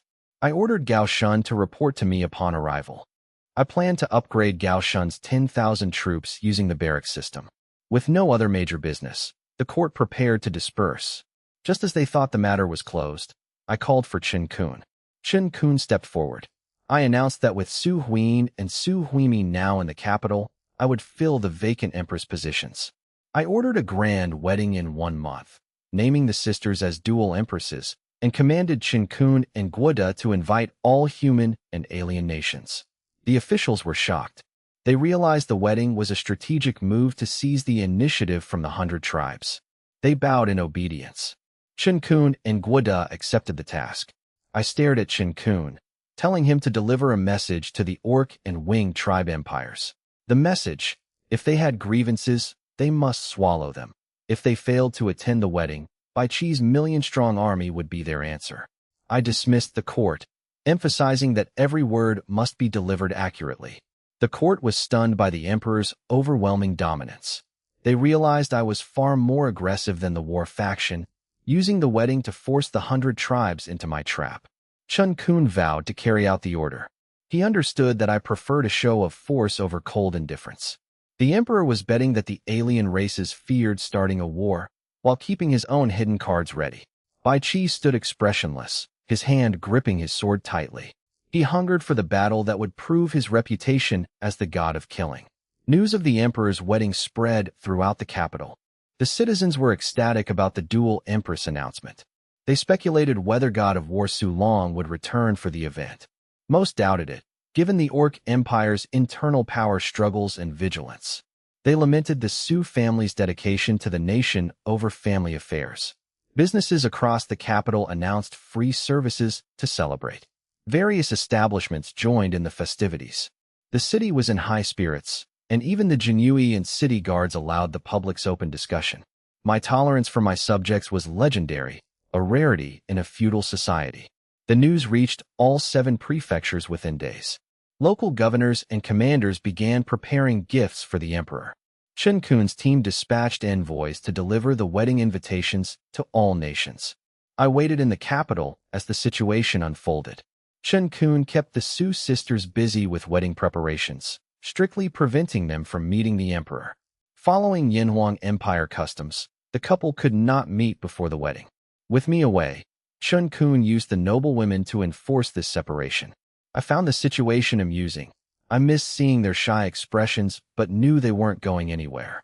As wedding preparations intensified, the other women became preoccupied, leaving the emperor largely to his own devices. I focused on military matters. By the 7th day, Gao Shun's troops and 1,000,000 new recruits had assembled outside the capital, forming an endless sea of camps. I allocated Wasteland for the 1,000,000-strong army. Bai Qi took command, with officers selected from the Imperial court and military ranks. I granted Bai Qi immense authority, trusting him fully to develop his own armed forces, a rare act for any monarch. His summoned generals possessed unwavering, maxed-out loyalty, which was my greatest strategic advantage.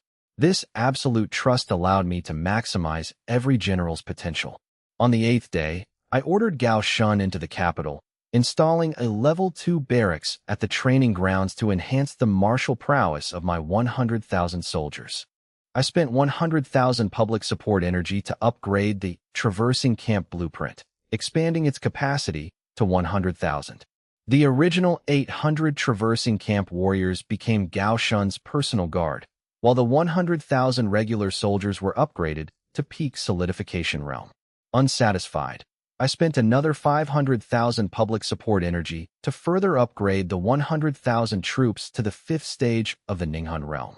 For a total of 600,000 public support energy, I gained 100,000 Ninghan realm warriors. This force surpassed the combat capabilities of standard human legions. Despite the cost, I was highly satisfied with the results. On the 10th day, I turned my attention to Bai Qi's million-strong army. With limited energy remaining, I spent 1 million points to transform them into the Qin army, raising all 1 million soldiers to the peak solidification realm. Under Bai Qi's talent, these soldiers received a +3 berserk buff. In battle, these million troops could unleash power equivalent to the peak Ranshan realm, making them my most formidable legion.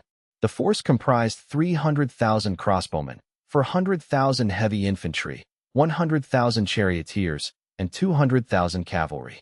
I spent 100,000 energy to purchase chariot blueprints. The massive scale of the army meant the upgrades took 10 full days. 20 days had passed since the wedding announcement. My 2 million public support energy reserves were now down to 300,000. I spent this time managing the Yuanfang Empire's military structure, domestic affairs, and deploying Jinui to monitor public sentiment.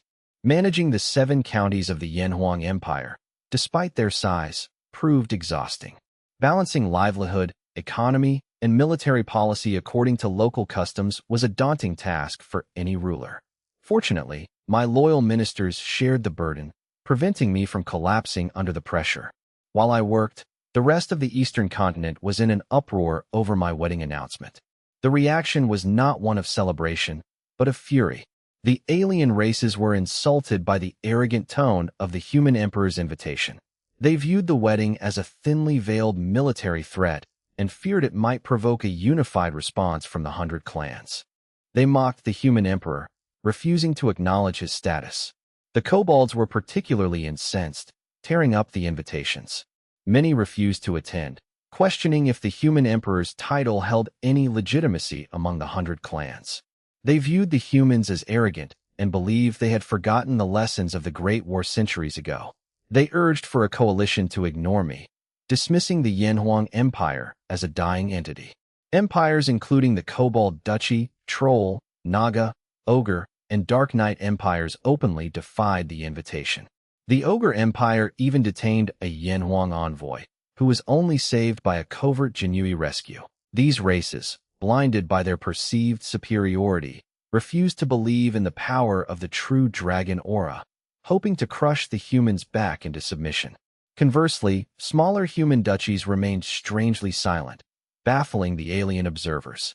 Despite the buzz surrounding Xinjiang city and the true dragon, these struggling human states showed no reaction. These states ranged from populations of hundreds of thousands to a few million. Because they were weak, the alien races ignored them, unaware that Yang Mingwei and the Jinui were secretly infiltrating these states to coordinate with me. These human states were busy negotiating with the Jinui, leaving them no time for public posturing. The alien races focused instead on the reactions of the Orc and Wing tribe empires. As 2 of the top 10 races, their response to the Yuanfang Empire's invitation was highly anticipated. In the Orc Empire, the Beast Monarch convened his court to discuss the invitation. The Beast Monarch, a powerful legendary realm figure, was known for his wisdom and authority. However, he was currently exhausted and ailing, plagued by the internal conflict over his succession. His sons were already fighting to usurp the crown prince, Andrew, while the Beast Monarch still lived. His attempt to name Andrew as heir had only united his other children against him. Andrew's recent brilliance had only fueled his siblings' jealousy. Regarding my invitation, the Beast Monarch remained calm. As an emperor, he refused to let my arrogance provoke him into a rash decision. A minister advised him to focus on the northern frontier and ignore the Yuanfang Empire for now, allowing the Orc Empire time to recover. The minister suggested that internal stability was the priority. They would deal with Yuanfang only after resolving the succession crisis. Engaging the Yuanfang Empire while internally divided would be unwise. The Beast Monarch knew the true dragon aura was real. He had felt its overwhelming power in his own palace 2 months prior. a force far greater than any historical record. Convinced that I possess the true dragon aura, the beast monarch is anxious to test the Yanhuang Empire's limits. He considers aggressive provocations, but internal political instability and the court's obsession with the crown prince succession force him to avoid antagonizing me. The beast monarch lacks intelligence on me and faces significant constraints from his own court officials. Unlike me, who holds absolute power, the beast monarch's authority is limited. Every move he makes requires careful maneuvering against the orc nobility. Furthermore, the Jinui have purged all orc intelligence assets in the Imperial capital, leaving the beast monarch blind to Yanhuang's true status. The beast monarch sighs internally. An orc prince intervenes. Father, it is unwise to refuse. Given our alliance and proximity, we must accept the invitation. He suggests sending a high-ranking official to offer congratulations, arguing it is a safe way to gain intelligence on the human capital. The beast monarch is intrigued and asks who should go.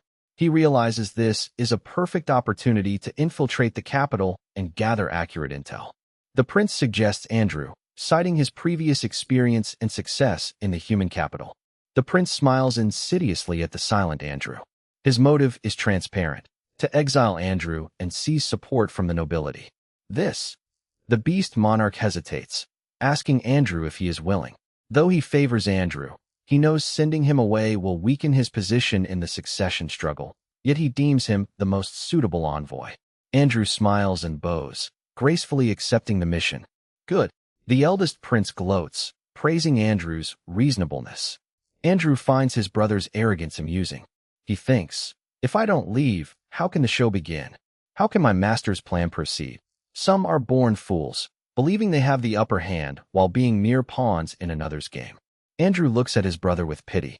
As the 100 clans wait for the orcs or winged race to attack, they receive shocking news. 23 days after the announcement, the Orc Empire declares that Prince Andrew will attend the wedding. Simultaneously, the winged race announces that Crown Prince Ijizu will also attend. Both empires hope to use the wedding to verify the nature and strength of my true dragon aura. This will dictate their future stance toward the human race. The two top empires have chosen to bow and compromise. The other top 10 races are stunned. Why are these giants choosing diplomacy over force?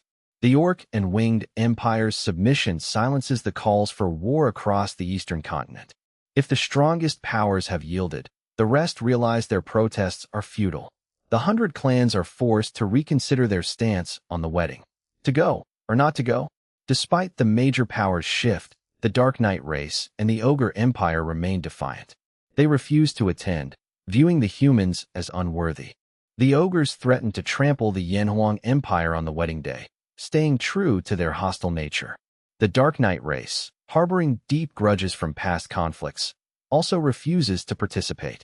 Influenced by these hardliners, several wavering nations choose to boycott the event. However, many others follow the lead of the two great empires and send envoys. The 100 clans realize that my wedding announcement has effectively dismantled their conspiracy. With most races attending, the alliance has effectively collapsed. The Dark Knight and Ogre races are furious but powerless. A single wedding has triggered half a month of political maneuvering across the continent. Races on other continents watch the drama with amusement. They view the eastern continent's decline with disdain, seeing the participation in a human wedding as a disgrace. The royal families of other continents scoff at me and the Yanhuang Empire. Yet, the wiser among them sense the rise of the human race. If Yanhuang were truly weak, why would the orcs and winged race feel the need to test them? Regardless of the rumors, the wedding proceeds. As the date approaches, the imperial capital and the 7 prefectures transform. Red lanterns and decorations appear everywhere, and the populace celebrates. It is a time of joy. The people, unaware of the political games, celebrate the emperor's marriage as a momentous national event. The capital is draped in festive red. Families and nobles provide free banquets and distribute silver coins to the citizens. To curry favor and celebrate, the wealthy go to great lengths to support the emperor's policy of sharing joy with the people. Millions of gold coins are spent on gifts for the public. On the 27th day, Chun Kun and Guodao welcome the arriving alien envoys. Despite their previous hostility, the envoys are intimidated by the capital's atmosphere and the strength of the city guards. These details leave a deep impression on the visitors. The Yinhuang Empire is clearly formidable.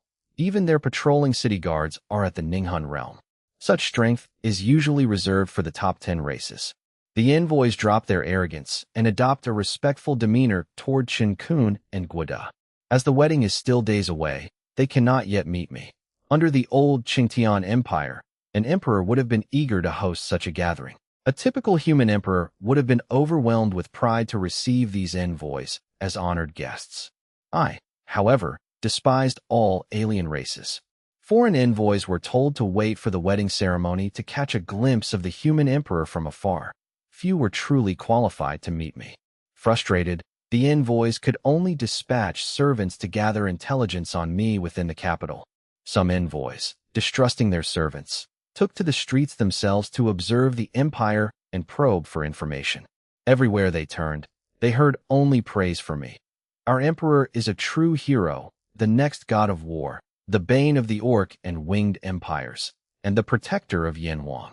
Even storytellers and tea-houses focused exclusively on my exploits, as no other tales could draw a crowd.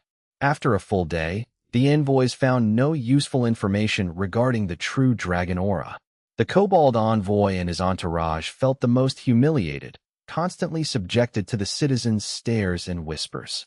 They were treated as spectacles rather than diplomats. While the capital hosted many orcs, kobolds were a rare sight. When a child boldly asked if they were orcs, the envoy scowled and snapped, "No." Though they resembled half-orcs, kobolds were a distinct race from the underground, entirely separate from the orcs. Despite their lack of true power, kobolds were arrogant and loathed being mistaken for orcs. When the child persisted, asking why they shared the same beast-like heads, the envoy's servant barked, "Shut up." The servant loomed over the child, sneering, "We are the great kobolds. We are not orcs, and your lowly race has no right to discuss our appearance." The servant reached out to grab the child. A burly man intervened, grabbing the servant's arm and warning him to stop, offering an apology on the child's behalf. The man pulled the terrified child into his arms. The kobold envoy sneered, "Apologies are useless. We are noble. You humans have no right to judge us." He ordered his servants to seize the child, declaring that insulting a kobold would be paid for in blood. The servants drew their swords and advanced. The envoy, long frustrated by the human stares, finally let his anger boil over. Kobolds were notorious for being bullies who preyed on the weak. Other men stepped forward to confront the servants, but the envoy roared, "I'll kill this little beast." He declared that even with an emperor, humans remained the lowest race. "Seize him and kill him," the envoy commanded. The servants lunged toward the child. A quiet moment passed. A violent conflict erupted. The human men shielded the child, shouting, "Get out! How dare you aliens act so recklessly in the capital?" They demanded the kobolds stop bullying a child for a harmless question. The struggle intensified, but the humans were no match for the kobolds. The servants were skilled martial artists. Using gang chi, the kobolds quickly struck the men down, though they held back from lethal blows to avoid trouble. The envoy, however, cared little for the consequences. He snarled at the fallen men, "I'll show you the difference in our status." He ordered the death of the men and the child. A servant whispered a warning about the human emperor's power. The envoy scoffed, "He wouldn't dare kill me and offend the Kobold Empire over a few peasants. He'll just demand gold." "Kill them," he commanded. The servants raised their blades to strike the groaning men. Suddenly, a sound pierced the air.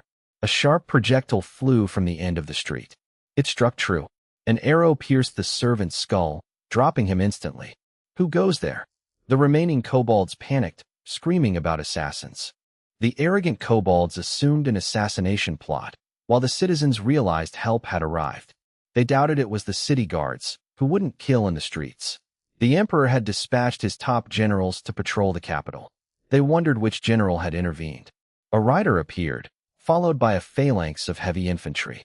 "It's General Bai." Bai Chi sat atop his horse, staring coldly at the kobolds. "A general?"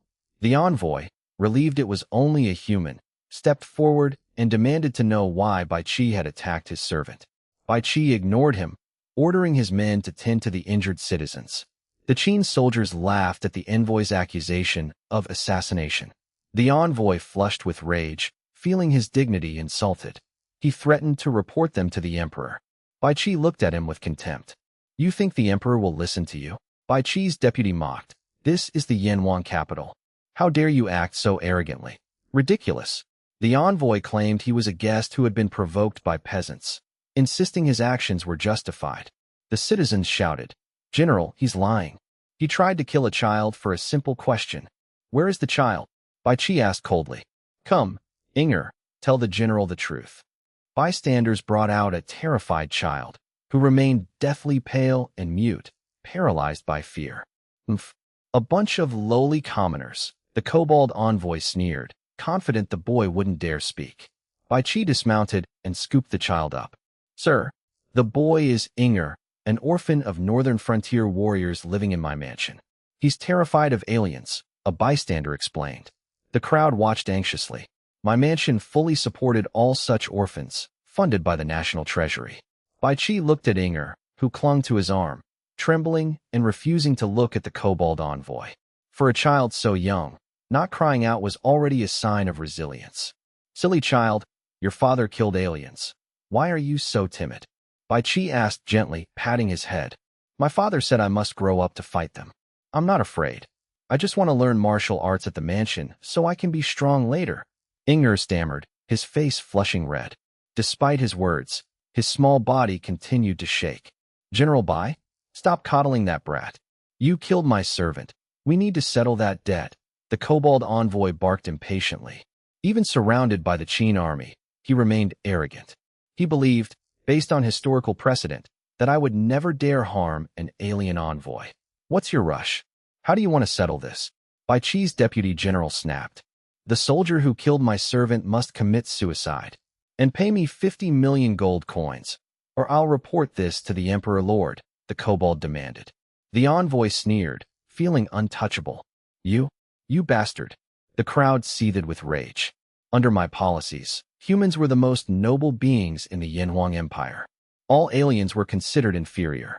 You have spirit, kid. I have no son. Would you like to be my adopted son? Bai Qi asked, ignoring the envoy. Bai Qi continued to smile at Ying'er. The crowd looked on with envy. Being adopted by the commander of 1 million Qin soldiers was a massive honor. If I follow you, can I kill aliens later? Ying'er asked timidly. Of course. Remember, before the human race, aliens only exist to die or kneel. Bai Qi's tone turned murderous. Only a dead alien is a good alien. I'll remember, Ying'er nodded. Good. From now on, you are Bai Ying. Bai Qi mounted his horse with the boy. Wait. You haven't paid me, the envoy shouted. As the envoy tried to block them, he was swarmed by Qin soldiers. Attempting to kill a human in the street and demanding compensation, Bai Qi said coldly. Deputy, handle them by the law. Understood, the deputy replied. What law? I want to see the Emperor Lord, the envoy panicked. You aren't qualified to see our great emperor, you stray dog. The deputy sneered. I'll give you your compensation according to Yanhuang law. In any dispute between aliens and humans, the alien is executed. Kill. The Qin soldiers roared, their blades flashing. The envoy's screams were cut short by blood and steel. I want to see your Emperor Lord. You dare kill an envoy? Won't the Kobold Duchy attack you? The envoy shrieked in terror. His voice was filled with shock. He couldn't believe the soldiers actually dared to kill him. A mere stray dog duchy? I'm killing you all, the deputy retorted. This was the Qin army's first time killing aliens, but they remained resolute. The crowd was ecstatic. The Qin army upheld my laws without compromise. I only bullied a child. I didn't kill anyone. I'm a noble, the envoy begged, kneeling and kowtowing. The envoy's arrogance vanished into desperate pleas. A great nation has great majesty. Even if you had bullied a beggar, you would still die. The deputy swung his blade, decapitating the envoy, whose eyes remained wide with regret. The envoy never imagined the Yanhuang soldiers would be so ruthless. The prisoners have been executed, a soldier reported, leaving the street stained with blood. The crowd felt a surge of pride. In the Yanhuang Empire, aliens now had to walk with their tails tucked. Clean this up. We're heading to the embassy to arrest the rest, the deputy ordered. This was the rule by Chi taught. If you draw a blade, finish the job. The Qin soldiers stormed the embassy, seizing the remaining kobolds and confiscating their wedding gifts. The loot consisted of a few 100,000 gold coins and trinkets. The kobold duchy lacked significant wealth. The violent entry terrified the other alien envoys, who feared I was purging them. They realized the soldiers were only targeting the kobolds. Panic spread among the envoys, leading them to seek out Yijizu and Andrew. Your Highnesses, the Qin army raided the embassy and took the kobolds. Is Suyu coming for us next? He wouldn't dare. We represent the 100 clans. If Suyu wants war with the 100 clans, our lives are in danger. The envoys gathered in Andrew's room, trembling. What do you think, Andrew? Should we flee before we are coerced? They looked to Andrew and Yijizu for guidance. Everyone was paralyzed by indecision. Andrew smiled and shook his head. You're overreacting. The kobold envoy was killed for his own arrogance. It has nothing to do with us. Indeed, Yijizu agreed, sipping tea calmly. As my demon servants, they had no reason to fear such trivial matters. You don't understand the severity of Yuanfang law. It treats us alien races as subhuman.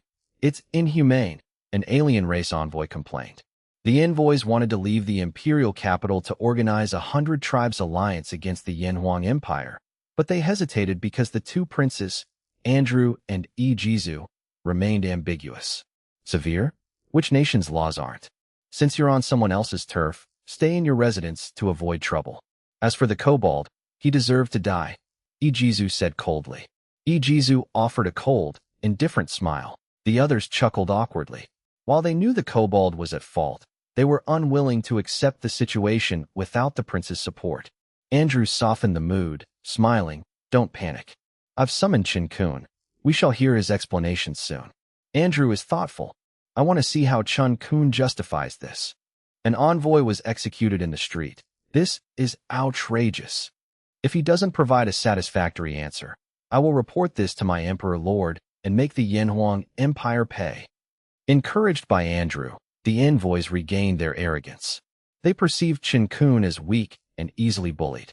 They plotted to use this incident to threaten Qin Kun and extort intelligence or benefits. A servant interrupted. My lords, Qin Kun has arrived outside. The envoys turned to the princes. Andrew gestured for him to enter. Qin Kun, dressed in blue robes, entered with a smile. After being seated, an envoy cautiously asked, Do you know what happened in the capital today? I do. The kobold envoy offended human race citizens, violated Yuanfang law, and was executed by General Bai's men. Qin Kun replied cheerfully. Qin Kun smiled. Absurd. We are here to celebrate the Emperor Lord's wedding. Was he slaughtered for a trumped-up charge? Is the Empire planning to wipe us out? Another envoy sneered. An alien race envoy interrupted Qin Kun with a cold laugh. Exactly. You call offending citizens a reason for execution. What kind of law is this? It's clearly targeting us. Are we nobles worth less than commoners? We demand a satisfactory explanation. Yes. Otherwise, we leave now, and you will answer to your Emperor Lord. The envoys felt insulted and threatened to withdraw their gifts and leave the capital. Andrew gestured for silence. Qin Kun sighed, feigning helplessness. I am also dissatisfied with General Bai's actions, but he is a great general, and I am merely a civil official. I cannot overrule him. The envoys calmed slightly. I see. But I am curious. Why would a kobold envoy be executed just for touching a lowly person? Exactly. They are just commoners. Why kill him over nothing? This is unreasonable. Give us an explanation, Qin. Qin Kun scanned the room. Our laws aren't that cruel, but General Bai is stubborn. I dare not speak ill of him. I knew it. Exactly. How can a human race empire disrespect the 100 tribes? This Bai fellow is clearly acting out of spite. Yes, he is retaliating against us. The envoy's arrogance returned. Andrew and Yijizu exchanged glances, remaining silent. Qin Kun sat quietly with a smile. When the noise died down, an envoy challenged him. How do you intend to compensate us? Compensation. Qin Kun chuckled. Under Yuanfang law, the kobold attempted to bully citizens and deserved death. Why would there be compensation? What? The envoys gasped in shock. Yinhuang law dictates that in disputes between alien races and the human race, the alien must pay with their life, regardless of status. Chun Kun shrugged. The Emperor Lord set this law himself. Compensation is out of the question. You misled us by calling Bai's actions stubborn, an envoy growled. Misled? Chun Kun laughed. The law is absolute, but Bai is indeed ruthless. He could have just killed the offenders, but he wiped out the whole group. Bai Qi is the Emperor Lord's favorite. I cannot interfere. Also watch your tongues. Calling the human race lowly, I might ignore it, but if General Bai hears you, his blade will draw blood again. Chun Kun's tone was light, but carried a heavy threat. He made it clear, Bai Qi, the commander of the army, is my right-hand man. Offending him is the same as offending the Emperor Lord. The room fell silent as everyone gasped. With such strict laws, their plans to coerce Chun Kun had failed. Chun Kun, aren't you afraid that no alien race will ever trade with the Yinhuang Empire again? An envoy asked, hitting the core issue. By codifying the low status of alien races, the Empire would surely drive away merchants. This would be a massive economic blow. Such laws would alienate all non-human races, leaving the Empire isolated on the eastern continent. The Emperor Lord says he doesn't need that money. Trade with other human duchies is enough. We don't need alien race merchants. Chun Kun smiled. The envoys were stunned, feeling as if they had punched empty air. Haha, Chun Kun, you joke. The Orc Empire is a friendly partner. We don't mind the laws. Let's keep the peace and make money, Andrew laughed. The winged race agrees, added Ijizu. Economic growth was vital, after all. The Yinhuang Empire had recently produced 2 revolutionary goods, cigarettes and rice wine, which had captivated the entire eastern continent. These goods were as profitable as strategic resources. With the Crimson airship's transport capacity, the Empire dominated the eastern continent's economic market.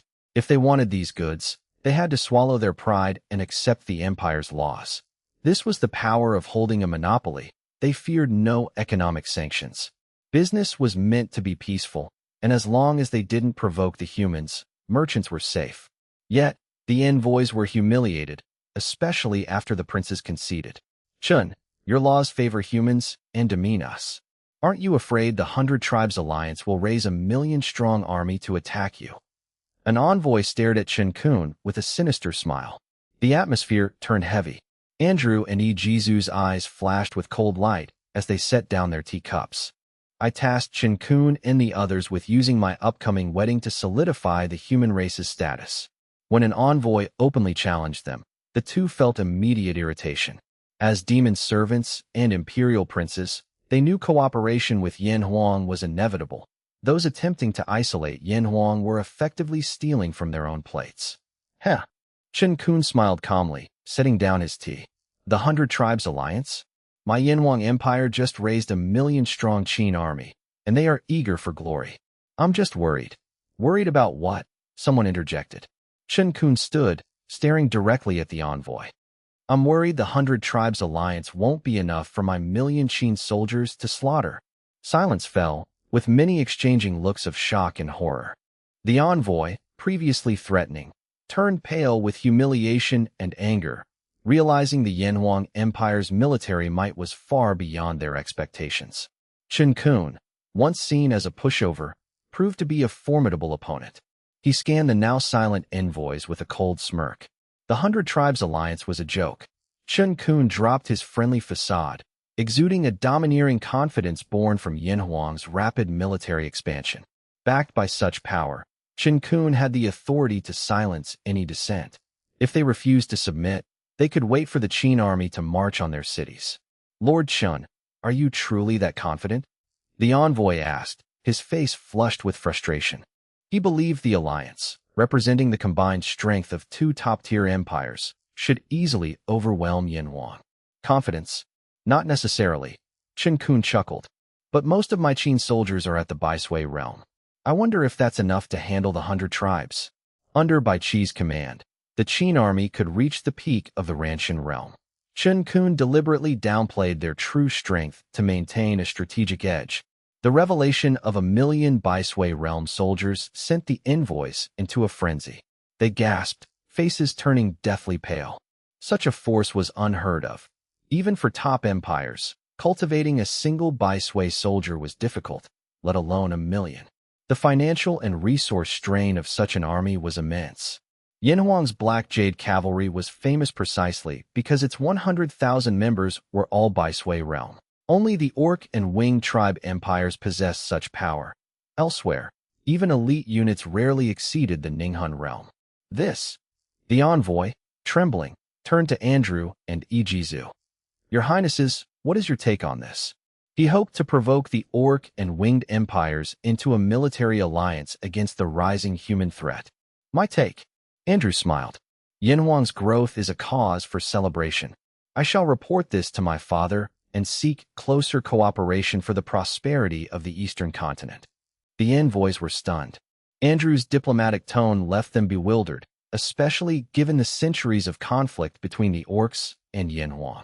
Everyone knew Yanhuang could defend against Orcs with only 100,000 cavalry. With 1,000,000, they could easily go on the offensive. Yet, when it mattered, the Orcs backed down.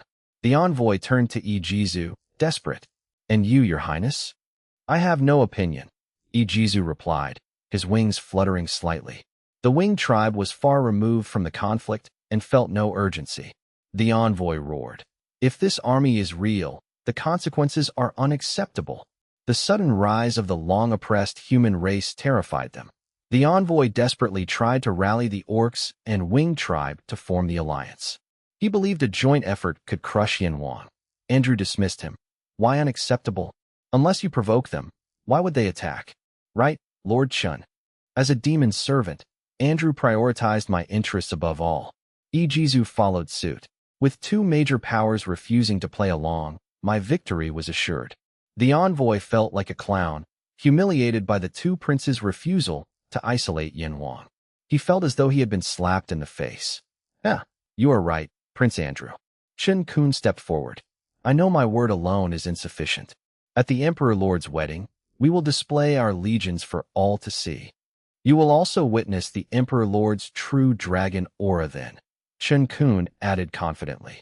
He invited them to see the truth for themselves at the wedding. The envoys fell silent, unsure of how to respond. They realized the military strength and the true dragon aura were likely real, and they had lost all leverage. They sighed inwardly. The envoy backed down. Forget I said anything. Lord Chun, please forgive my loose tongue. Without the prince's support, no one dared challenge Yanhuang, knowing my temper. Provoking me would only lead to their own destruction. No matter. Chen Kun waved it off. Since that is settled, I have another important matter to discuss. Please, Lord Chun, speak. With the Yanhuang Empire's military might backing me, no one dared underestimate the man who called himself a mere civil official. The Yanhuang Empire wishes to establish a mutual defense and economic alliance during the Emperor Lord's wedding. I promise that once joined, all citizens will be treated with equality and justice, free from the bullying of Kobold envoys. Chun Kun clapped his hands, and a group of human officials entered, each carrying scrolls. These are the alliance terms. Review them and give me your decision. Chun Kun smiled, adding, Our Emperor Lord is generous and forces no one. Those who join are friends of Yanhuang. Those who don't will miss out on these benefits, and may even become enemies. His tone was calm, yet carried an undeniable, overbearing threat. Whether you are friend or foe is entirely up to you. The group trembled and hurriedly took the scrolls to read. Chen Kun's true purpose was not the Kobold envoy, but to negotiate on my behalf. The 100 Tribes Alliance had to be formed. I intended for the Yanhuang Empire to hold the initiative. The wedding was a strategic move. Nations could be conquered by more than just war. I knew that winning hearts was superior to winning cities. I would conquer these alien races without drawing a blade. Ijizu smiled and began examining the scroll. Andrew smiled dismissively, telling Chen Kun, No need to look. As neighbors, we should have been allies long ago. We are in. His words alluded to the recent alliance between the Orc Empire and Yanhuang. If you don't mind, the winged race also wishes to join and trade with Yanhuang, Ijizu added. The room was stunned by Ijizu's quick agreement. Both great empires were joining? It seemed absurd, especially given the past grievances between them and me. Yet, Everyone realized the two empires had their own calculations. International politics is driven by profit. Yinhuang offered a massive cake. There was no reason to refuse. Face meant nothing in politics. Thank you both. If you have concerns, we can discuss modifications. Yinhuang is willing to make concessions. Chun Kun's attitude was balanced, yet his offer was incredibly tempting. Well, what do the rest of you think? Andrew looked at the other envoys. Only a few were willing, while the rest hesitated, eavesdropping on the conversation. Ignore them. Let's discuss the contract, Ijizu said. Agreed, Chun Kun replied. Chun Kun's expression turned serious. I represent the Yinhuang Emperor Lord in discussing the alliance. Yinhuang views this not as a tool for oppression, but as a pact of mutual benefit and collective strength. I am certain your sovereigns will reward you for joining this alliance, not blame you. An envoy asked cautiously, what exactly are the benefits? The scroll is vague. Please forgive my curiosity, but I must be responsible for my people. Understandable. Chun Kun laughed. The benefits are the articles themselves. First, all members enjoy equal status and policy benefits within the alliance. Second, we will establish an alliance chamber of commerce. Yinhuang will open ports, lift bans on luxury goods like silk and tea, and provide crimson airships for transport to boost your national treasuries. Third, Yinhuang will provide free aid for military training and infrastructure development to any duchy. Empires can negotiate compensation, but any member can request aid from Yinhuang for free. Fourth, a military aid pact. If a member is attacked, they can request support. Yinhuang pledges free military aid to any member without requiring compensation. The terms were laid out, each more enticing than the last. Even Andrew and Ijizu were moved, their eyes gleaming with interest. This wasn't just an alliance. It was Yinhuang acting with extreme generosity, offering economic boosts and status support. The third and fourth articles were transformative, free infrastructure, and the protection of Yinhuang's million-strong army. A stunned silence fell over the room. If these terms were real, the cost to Yinhuang would be astronomical. The envoys exchanged excited glances. It was a deal too good to refuse. Only a fool would turn it down. Yet, the generosity was so extreme it bred suspicion. Are these terms truly real? An envoy asked softly. They were still reeling from the shock. Everyone stared at Chun Kun, waiting for his confirmation. Naturally, Chun Kun smiled. Yinhuang sincerely desires a peaceful and prosperous Eastern continent. The envoys were skeptical of the peaceful rhetoric coming from a human race empire, but the benefits were too tangible to ignore. The Orc Empire is in, Andrew declared. As am I. Ijizu nodded. Others quickly followed suit. If you don't mind a small duchy, I wish to join as well. We look forward to your guidance, Chun Kun. Even the hesitant envoys scrambled to join. With nearly 100 envoys present, they saw only profit and no downside. Excellent. There are 100 spots. Everyone is welcome. Chun Kun smiled as they flattered him, though he sneered inwardly. You likely think the Yinhuang Empire is foolish, but without these incentives, would you willingly stand by our side? The Emperor Lord's wisdom is profound. His layout is far beyond the reach of short-sighted minds like yours. While the alliance benefits all, especially smaller clans, the human race gains the most, elevating their status across the Eastern continent. This is more impactful than war. Once implemented, it will fundamentally shift how the 100 clans perceive the human race, moving beyond mere fear of the Yinhuang Empire. This is a strategic framework I designed based on racial positioning. The second clause, while seemingly fair, actually cements the Yinhuang Empire's control over the economic lifelines of all member nations.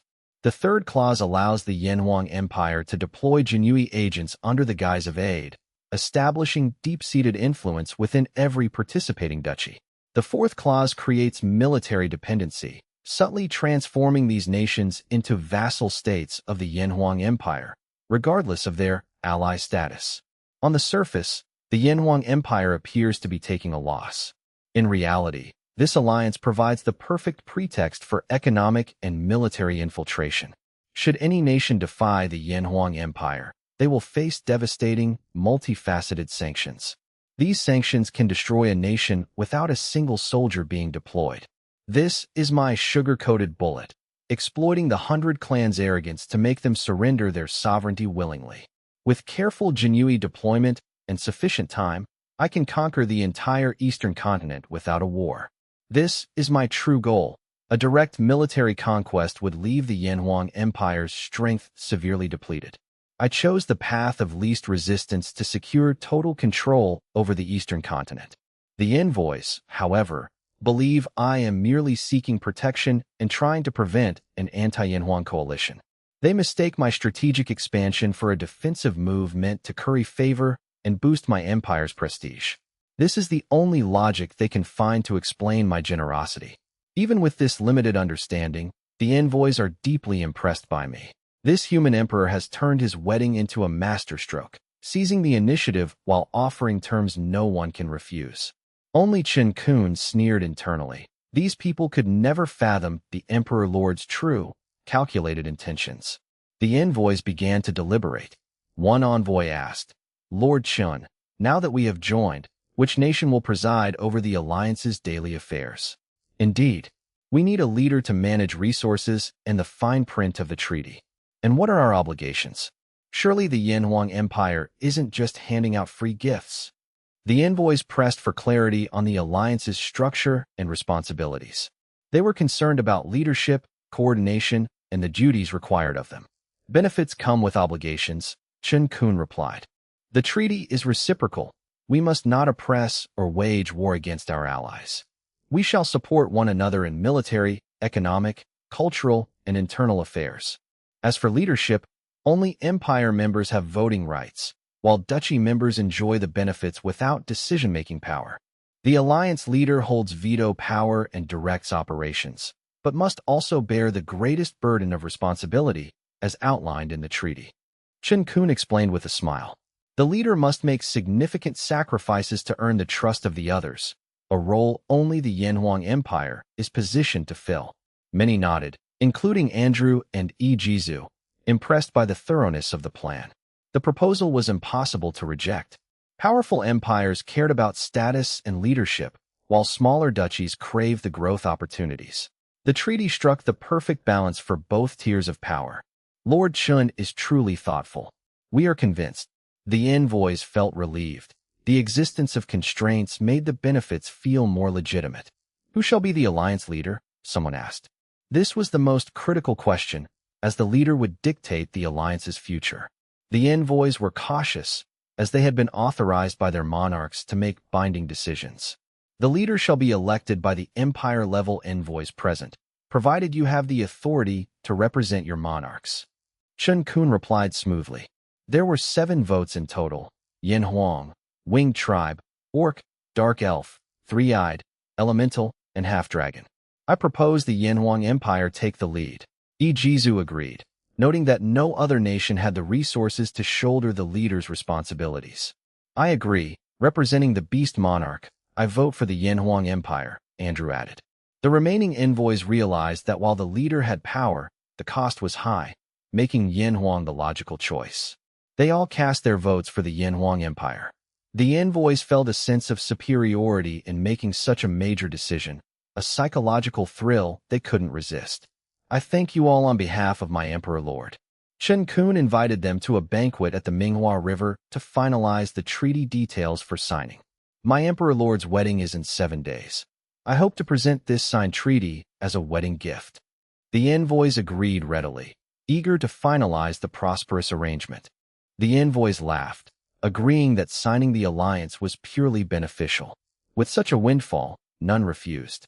However, Minister Chun, the 100 clans are scattered far and wide. A round trip will surely exceed 7 days, someone noted. The man spoke with a smile. No matter, Chen Kun replied calmly. The Imperial capital possesses 7 upgraded Crimson airships. 7 days is enough to circle the eastern continent. If you agree tonight, the treaties will be dispatched by morning. Chen Kun smiled faintly. The crowd stiffened, realizing the shocking implication.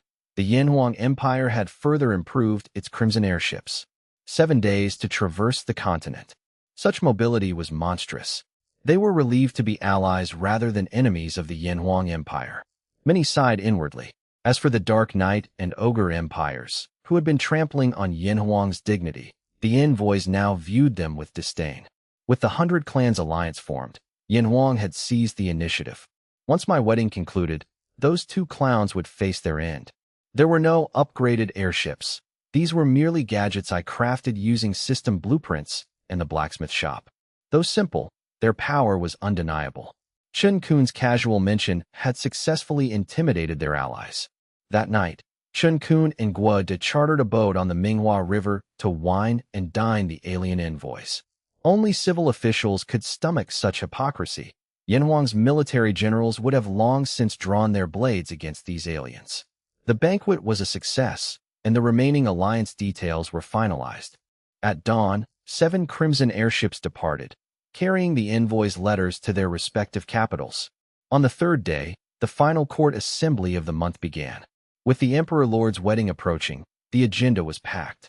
In the palace hall, the 100 officials stood in respectful silence. I discussed new policies for the Yanhuang Martial Arts School and the Scholar Hall, prioritizing Imperial education. With demon contracts, I could promote talent without fearing rebellion. As my own lifespan grew, I needed to cultivate the next generation to prevent a power vacuum. I refused to rule a vast empire with no capable subordinates. While the Lord's altar provided top-tier talent, the empire required a massive foundation of grassroots officials and officers.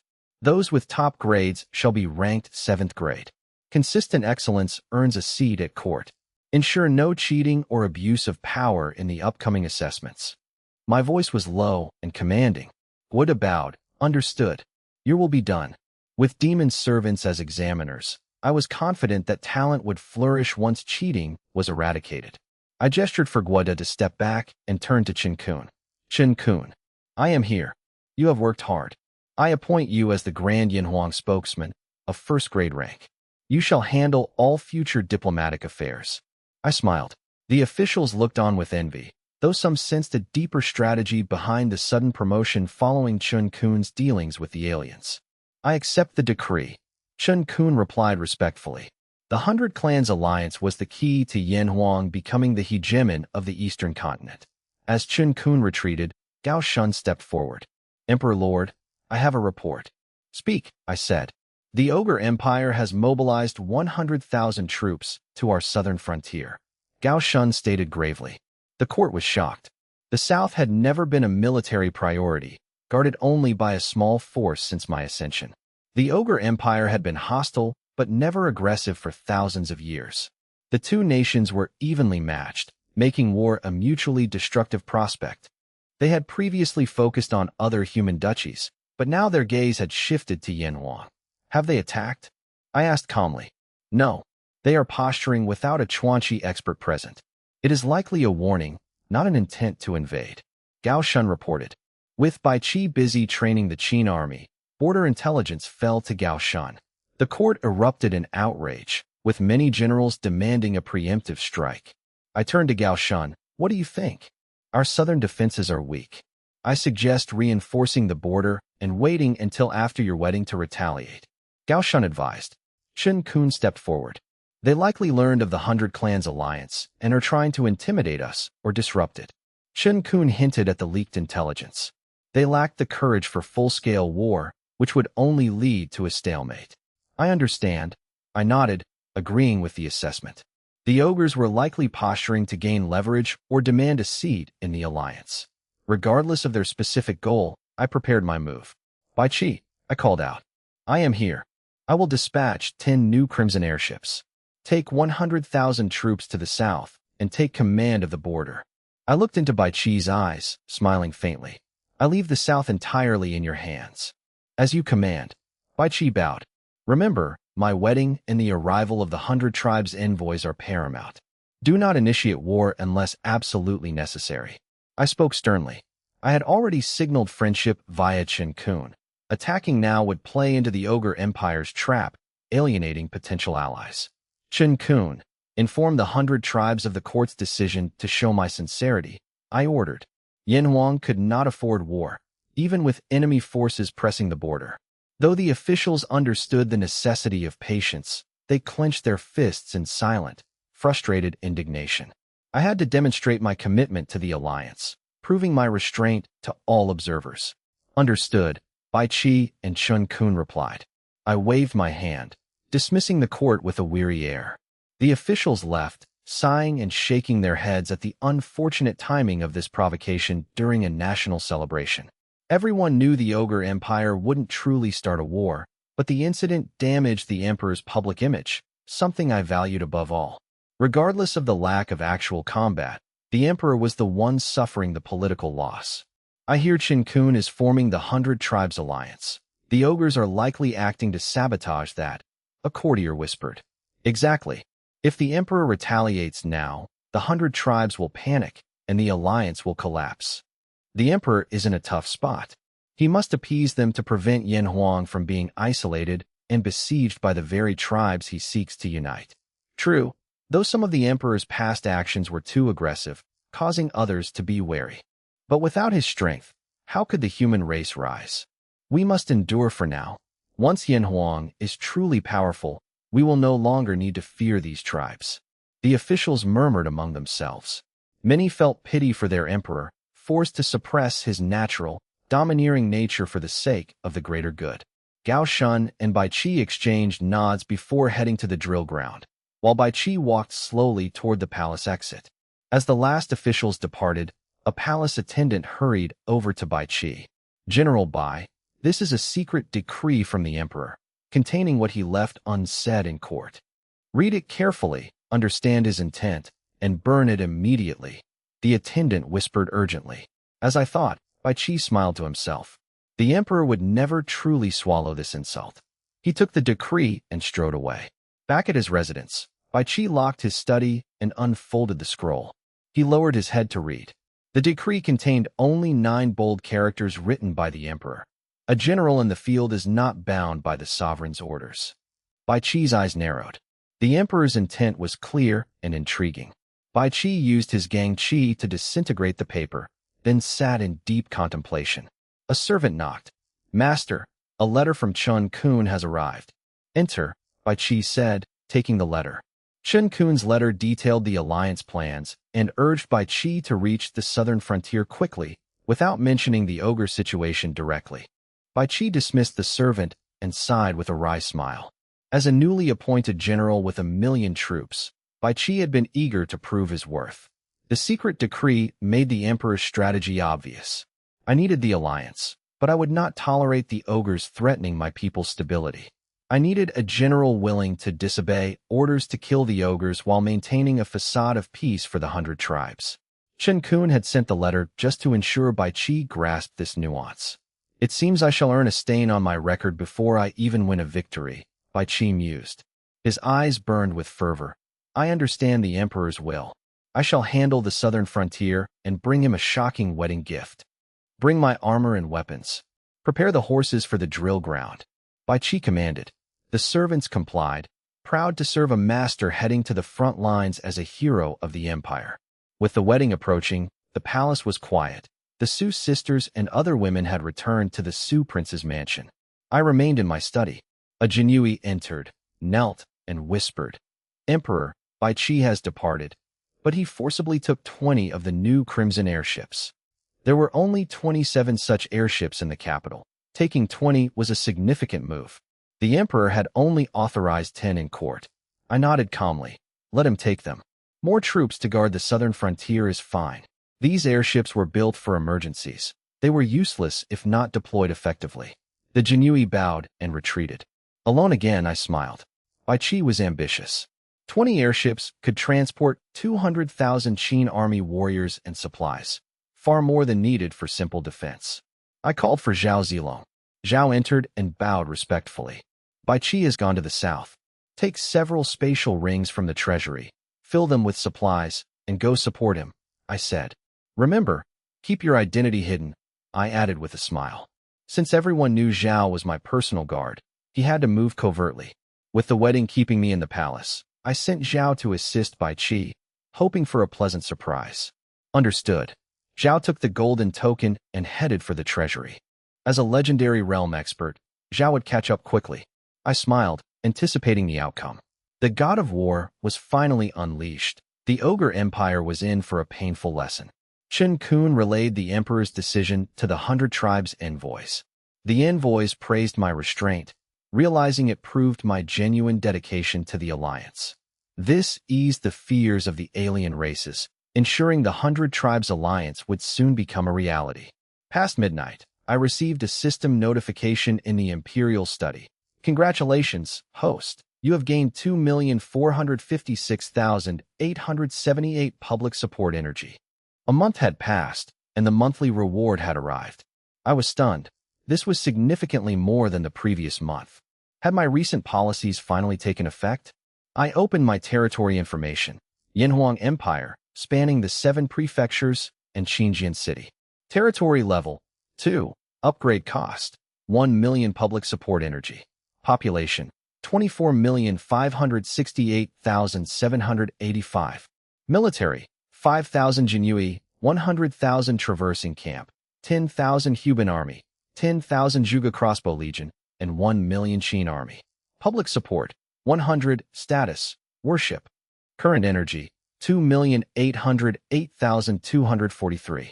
Monthly gain 2,456,878. Virtual buildings. Lord's Altar, Level 2 Barracks, System Blacksmith Shop, Energy Blender, Wenyuan Pavilion, and Level 1 Emperor's Statue. The long list of attributes appeared before me. The population had doubled, likely due to my welfare policies fostering widespread worship of the Emperor across the 7 prefectures. This surge in population had significantly bolstered my previously depleted reserves of public support energy. The system had also streamlined the military display, focusing only on summoned units, making the interface much cleaner. There were no other significant changes. I grinned, eyeing my 2.8 million public support energy. The influx of energy kept me wide awake as the candles flickered in the Imperial study. I pondered my options: upgrade the territory, purchase new legions, summon generals, or browse the Myriad Realms Mall. I narrowed my eyes, tapping my fingers on the desk. I needed to spend this energy wisely to maximize its value. I had come a long way from an exiled young master to the ruler of an empire. My concerns now extended far beyond the borders of Haishi County or Beishan. I had to consider the Yinhuang Empire as a whole, focusing on livelihood, economy, and military strength. Especially on the Four Directions continent, where the human race faced constant threats, my responsibilities were immense. Tap, tap, tap. After long deliberation, I decided to upgrade the territory first to enhance the empire's developmental potential. With my military and generals sufficient for now, strengthening the foundation was the priority. Managing an empire was like a strategy game. I had to balance combat, politics, and development. Unlike a game, however, there was no reset button here. Every step required caution. System, upgrade the territory. I commanded. The screen glowed as the virtual representations of my territory and buildings shimmered with light. Within minutes, 1 million public support energy was deducted, and the upgrade was complete. Congratulations, host. Territory upgraded to level 3. I checked the screen. The virtual landscape appeared slightly more expansive, though no new buildings had appeared. I opened the Lord's Altar attributes. Aside from the requirement for the next upgrade increasing to 10 million public support energy, there were no other obvious changes. As I frowned, the system chimed repeatedly. Congratulations, host. Territory upgraded. Myriad Realms Mall Level 3 access unlocked. Congratulations, host. Virtual building upgrade cap increased to level 3. Congratulations, host. Reward: 1 use of the Lord's Altar. Congratulations, host. Reward: 1 spin of the colorful roulette. Congratulations, host. Virtual building tech tree unlocked. The barrage of notifications left me stunned. So many benefits just for an upgrade? I stroked my chin, suspecting that level 3 was a milestone and that such massive rewards might not appear again. Regardless, I was delighted, having only expected minor improvements to the mall and building caps. I hadn't expected such generosity from the system. Setting aside the other rewards, I opened the screen to examine the new tech tree. The tech tree allows the use of public support energy to research and improve any technological item. Once unlocked, options become blueprints for production in the blacksmith shop. In the virtual territory, The tech tree appeared as a towering, lush tree. Clicking it opened a detailed interface. The tree had two main branches, military technology and livelihood technology. I opened the military branch, which was covered in countless leaves, each representing a technology that would glow upon being unlocked.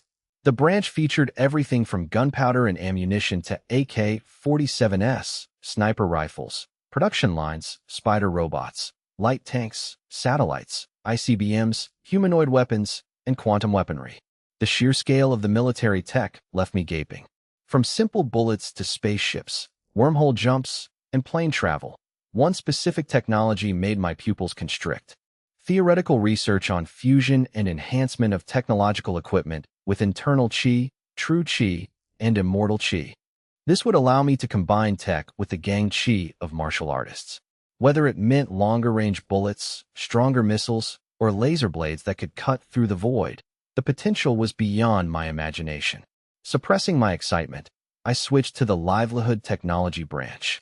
It was equally dense: steam engines, circuitry, electric lights, rail systems, subways, communications, 4G per 5G networks, mobile terminals, the internet, and maglev vehicles. It also included a massive trump card: integration and improvement of livelihood technology with internal chi, true chi, and immortal chi life forms. Even the usually composed, I was left stunned, my eyes filled with shock. You want me to build a super future nation where technology and martial Tao are fused? I gasped, muttering to myself. I bit my tongue, the sharp pain and the taste of blood confirming reality. It wasn't a dream. A trump card. This is my ultimate trump card. A smile spread across my face. This level 3 upgrade was a massive surprise. I regretted not pushing for it sooner. I realized that with the tech tree fully unlocked, the Yin'er Empire would shine with unprecedented brilliance, benefiting not just my nation, but the entire human race. The Eastern Continent, the Four Directions Continent, and the 100 Tribes would no longer be my ultimate goals. This world was far too small for my grand ambitions. I burst into hearty laughter, my heart burning with excitement. The technology one once craved in my past life was now within reach. Only I could truly grasp the depth of this overwhelming nostalgia and fervor. Alarmed by my laughter, guards rushed to the Imperial study, one asking anxiously, "Emperor Lord, is there an assassin?" "It is nothing. Withdraw," I replied with a chuckle. "Understood. We remain outside at your command," the guards responded. The Imperial Palace was under constant, rigorous guard. With elite Jinui and Black Jade cavalry surrounding me, no unauthorized person could approach me. Inside, I calmed myself and reopened the tech tree. I envisioned a future where ordinary citizens, equipped with technological weapons, could defeat martial artists, drastically lowering the cost of maintaining a powerful military. Beyond military might, the tech tree promised to revolutionize the empire's economy, education, and healthcare. However, my joy turned to a wry smile as I delved deeper into the requirements. Even the most basic core technologies required millions of public support energy. While the system automated the research, the cost was steep. I could not afford to upgrade the tech tree recklessly in the short term. With only over 1 million public support energy, I could only afford the most primitive steam and gunpowder technologies. These foundational techs offered little immediate benefit to the Yin'er Empire. The tech tree was hierarchical. I had to start from the bottom and work my way up to the advanced cosmic-level technologies. "Sigh, you appeared at the wrong time." I lamented that if this had appeared 2 years later, I wouldn't have to endure this agonizing wait. I possessed a mountain of treasure but lacked the tools to mine it. Settling my emotions, I decided to treat the tech tree as a long-term trump card. Closing the tech tree, I turned my attention to the virtual buildings. With my Tier 3 territory, I could upgrade the barracks once and the Emperor's statue twice. The barracks were vital. Upgrading to Tier 3 allowed for triple cultivation of soldiers, a military necessity I couldn't ignore. The Emperor's statue was equally crucial, as it boosted public support and mitigated the negative effects of Imperial policies. Prioritizing these, I prepared to upgrade. System: upgrade the barracks once and the Emperor's statue twice. I commanded. Upgrade initiated. Lights swirled within the system screen. Enveloping the virtual structures. Success. Tier 3 barracks upgraded. Cost 510,000 public support energy. Success. Tier 3 Emperor statue upgraded. Cost 620,000 public support energy. These upgrades exhausted most of my remaining public support energy. I then used my remaining energy to purchase minor military and civil tech upgrades from the system's blacksmith shop, such as defense, attack, and movement speed bonuses. These were foundational values, distinct from the main tech tree. After these purchases, only 50,000 public support energy remained. Still, I was confident that this investment would elevate the Yuanfang Empire's potential significantly. Finally, I opened the Lord's Altar. System. Summon a myriad realms general. I said, eyes gleaming with anticipation. Having summoned 3 divine generals, Marquis Wu Zhuge, Zhao Zilong, and Bai Qi, I wondered if a 4th was coming. Surely the system would grant me this favor after my recent upgrades. As I mused, the altar spun, and the summoning process completed. Success. You have obtained a famous general. Due to his talent, you are gifted a brave general. I was stunned. A famous general? And a bonus? I checked the attributes of the new arrivals. Name, Renjia. Age, 39. Race, human. Loyalty, 100. Quality, famous general. Strength, none. Skill, maintain order. Passive, enhances legal stability and social order. Talent, personal guard. Passive, summons Li Yuanfang. When serving the same lord, Li Yuanfang's martial Dao strength +1 and Renjia's skill effect +1. Name, Li Yuanfang. Age, 38. Race, human. Loyalty, 100. Quality, brave general. Strength, Baisui Realm Peak, Ranshan Realm Peak with +1. Skill, Yuanfang's Eye, passive, can perceive the truth and identify flaws in enemy techniques. Talent, fierce temperament, passive, 50% combat power bonus against criminals or enemies of the Emperor. This, I laughed helplessly. Renjia and Li Yuanfang. I imagined myself asking, Yuanfang, what do you think of this, during court assemblies? While not divine generals, they were perfect for filling gaps in my civil and military ranks. System, open the colorful roulette, I said, deciding to use my remaining luck immediately. Better to use the opportunity now than to dwell on it. The roulette spun, the pointer slowing down until it landed on a tiny golden slot. I was shocked. The pointer had actually stopped on the gold. Success. You have obtained the personal talent, Void Sword Treasury. A strange light shot from the screen into my brow. A profound sense of enlightenment washed over me, and I felt something new manifest in my consciousness. It resembled a sword box, or perhaps a floating rune. I quickly checked my personal attributes to examine the Void Sword Treasury. This was my 3rd talent. Name, race, human. Territory, Yuanfang Empire, Xinjiang City. Tier 3, trait, benevolent and righteous monarch. Lord rank, burning god, tier 2. Lord talent, favorable weather, passive/territory. Body of 1,000 gold, passive active, personal talent, upgradable. Void Sword Treasury, active/personal talent. Exists as a rune sword box in the mind. It stores true dragon aura and divine weapons to nurture sword intent.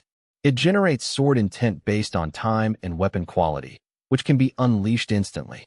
Currently empty. Lord skills, Xinjiang Sword Shadow, 1 sword light piece, floating sword intent, true dragon aura. Lord legions, Huban, repeating crossbow, black jade cavalry, Qin army, traversing camp, 10,000 plus troops. Lord servants, Ling'er, Shangwan Waner, Young Master Ling, Yang Mingwei, Su Nan, Su Bo, Su Jiao, Gao Shun, Zhang Jiaoyang, Marquis Wu Zhuge, Chen Kun, Zhao Zilong, Bai Qi, Renjia, Li Yuanfang. Demon servants, Andrew, Jizu, 13 Imperial noble heads, Yuanfang Empire officials, and key members of the Jinya faction in Xinjiang City. I pondered the Void Sword Treasury. System, can I nurture the Xinjiang precious sword in the mind box? The system replied, yes. If I store it, will it continuously produce sword intent? How many swords can it hold? Is there a limit, and what is the damage output? I pressed for details to gauge the talent's potential. A golden tier talent from the colorful roulette must be extraordinary. Using the Xinjiang Precious Sword as a benchmark, it will generate one sword intent equal to your strength every 24 hours. The box holds one sword. Lower quality weapons will take longer to activate sword intent. There is no limit to stored sword intent. If left for 1,000 days, you will have 1,000 strikes ready for instant mental activation. If your strength increases, stored sword intent scales accordingly. Removing the sword stops the process. Each cycle requires a full 24 hours. With my upgraded status, the system provided detailed explanations. I realized the terrifying nature of the Void Sword Treasury. It allows for passive accumulation during downtime, ready for explosive use in battle. Unlike the limited internal force or gang chi of legendary realm martial artists, I could stockpile attacks for months. Each sword intent equals a full power strike. They can be used individually or unleashed as a massive volley. Combined with my damage reduction, speed, and sword skills, I become a human bomber. It was a hidden trump card. I exhaled, smiling. My luck isn't so bad after all. The talent is a bug-level mechanic that rewards long-term patience. I had hit the jackpot. The odds of drawing this were significantly lower than summoning a Saint General. Even bugs have limits. The Xinjiang Precious Sword is a source-level item. Lesser weapons would take days to generate a single strike. Ordinary iron swords might take a millennium to produce one. Following instructions, I drew the Xinjiang Precious Sword and focused on my mind. Whoosh! The sword turned into a stream of light, entering my brow and settling into the rune sword box. Sword detected. Storing. The sword vanished, but I maintained a mental link, allowing me to retrieve it at will. I had no immediate need for the blade. With the Yuanfang Empire stable, I left the sword to nurture its intent. I had spent all 2.8 million public support energy tonight. Though penniless, I felt satisfied. Every point was invested in the Empire's future strength. I dreamed of billions in energy, armies of saints, and legendary soldiers. I would continue to develop step by step. I wonder, has Bai Qi reached the southern frontier? I mused in the silence of the night. 3 days after Bai Qi left the capital. Southern frontier. The walls of Xinjiang City were brightly lit, patrolled by thousands of vigilant soldiers. Under curfew for half a month, the civilian population had been evacuated to the Imperial interior by General Chun. The city was now a military fortress, occupied only by soldiers and local volunteers. Despite the late hour, the guards remained alert. General Chun enforced 24-hour rotating shifts to guard against the 100,000-strong Ogre Empire army. The ogres were stationed nearby. The Nanjiang River, 50 miles ahead, served as the border between the Yanhuang and Ogre empires. North was Yanhuang, south was the Ogre Empire. Centuries of friction had never escalated into full-scale war. To bolster defenses, the emperor had dispatched the veteran General Chun to command the 10,000-man garrison. Recently, however, the Ogre army had arrived and sat idle on the opposite bank, keeping the garrison in a state of high tension. General Chun, 58, white-haired but vigorous, paced the walls. "Any movement from the giants?" he asked. Ogres stood 2 to 3 meters tall, possessing immense strength. They were cruel, man-eating, and cunning, usually bullying smaller duchies rather than strong empires. "None, General," a captain reported. Chun frowned. He had been on high alert for half a month with no action. Why keep 100,000 troops stationed there without attacking? Stay vigilant. If they don't retreat, we don't rest. Chun ordered, his battle-hardened experience keeping him cautious. Understood, the soldiers replied. General Chun suspected the Ogre army's maneuvers were a calculated intimidation tactic, a subtle threat that stopped just short of an all-out siege. He knew that if the Ogres attacked, Nanjiang City would likely fall, potentially triggering a full-scale war between the two empires. With 100,000 Ogres at the gates, the city's 10,000 defenders stood no chance. Chun hoped to hold out for another half-month until Imperial reinforcements arrived. As Chun paced the walls, a soldier shouted, "General, look!" Chun rushed to the edge, focusing his gang chi to pierce the darkness. A squad of ogres was brazenly approaching the city walls, torches flickering in the night. Just as Chun prepared to sound the alarm, a sharp whistle cut through the air. A cold glint flashed past his cheek, drawing blood. A tri-blade arrow embedded itself into the Yuanfang flag on the wall, a white cloth tied to its shaft. "General," his men cried out in alarm. Shield-bearers rushed forward to surround and protect him. "I am fine," Chen dismissed them. His eyes turned cold. "I was careless. To think there is a Nirvana realm expert hidden among the ogre ranks." As a peak Ranshan realm veteran, Chen knew he shouldn't have been unable to dodge that shot. He correctly assessed the attacker's strength as at least Nirvana realm. He felt humiliated. The enemy had intentionally spared his life to mock him. Nirvana realm? The soldiers gasped, their faces paling. A Nirvana expert could easily slaughter a city. With 100,000 ogres and such a powerhouse, their chances of survival were slim. "Ha!" A hoarse, mocking laugh erupted from the darkness outside as the ogre squad vanished. "They've retreated, General," a soldier said. Chen nodded grimly. Suppressing his anger, Chen pulled the blood-stained cloth from the arrow. It bore a message in the ogre language. "Surrender in 3 days, or we will slaughter every human in the city to feed our army." Chen clenched the cloth, cursing his situation. This is a disaster.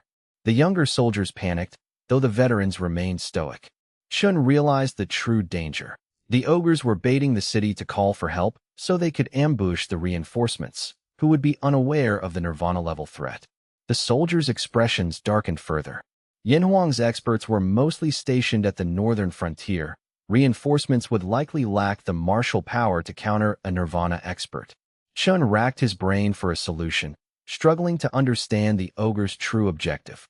He correctly deduced that the ogres intended to seize the city and intercept the reinforcements, forcing the emperor to believe the ogre empire was an unstoppable force.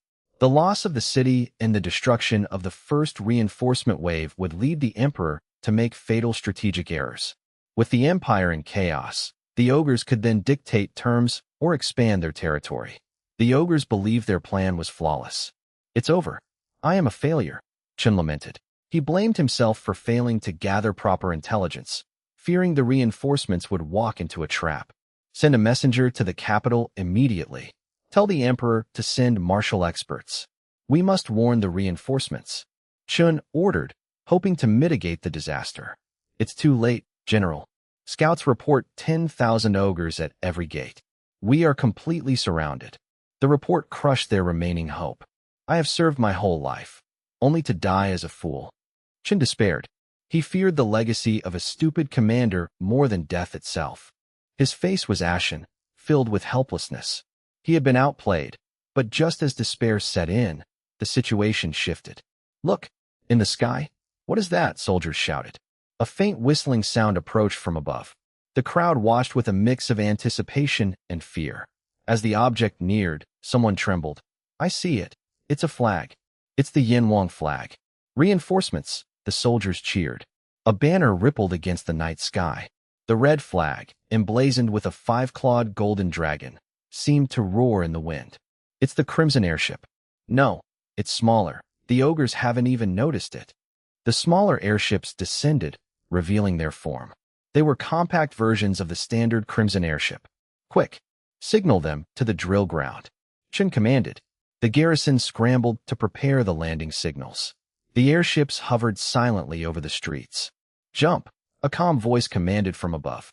Heavily armored soldiers leaped from the ships, landing as lightly as swallows. Chen stared in disbelief. A 50-meter drop would kill ordinary men, yet these soldiers landed unscathed. He didn't know that under Bai Chi's command, these soldiers could temporarily reach peak Ranshan realm strength. Ranshan experts could fly. 50 meters was nothing. The 20 airships unloaded their troops in perfect, silent order. Their discipline was impeccable. Their black armor blended into the night. Without prior knowledge, no one would have known 20,000 troops had arrived. The airships moved to the drill ground to unload horses and supplies. Chen silenced the cheering soldiers and rushed to greet the newcomers. They had to remain undetected by the ogres outside. "I am General Chen of Nanjiang, who leads this force," he whispered. Bai Chi stepped forward, presented my golden token, and replied, "I am Bai Chi, commander of the Qin Army Legion. By the Emperor's order, I have come to take command of Nanjiang's defense."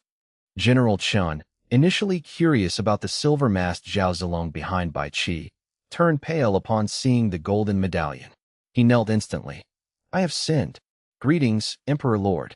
He bowed to the medallion, not Bai Qi. Rise, General Chun. The Emperor Lord is aware of the situation. The fault is not yours. Bai Qi smiled coldly. You've worked hard. Let your men rest. I've brought 200,000 troops to take over. The Qin army will handle the rest.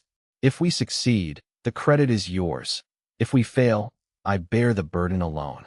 As a veteran of the northern frontier, Chun deserved respect, not arrogance from Bai Qi. Bai Qi's kindness earned Chin's immediate favor. Chin nodded firmly. Understood. As ordered, the city and my 10,000 men are yours, General Bai. With 200,000 reinforcements, even an ogre Nirvana realm expert would struggle.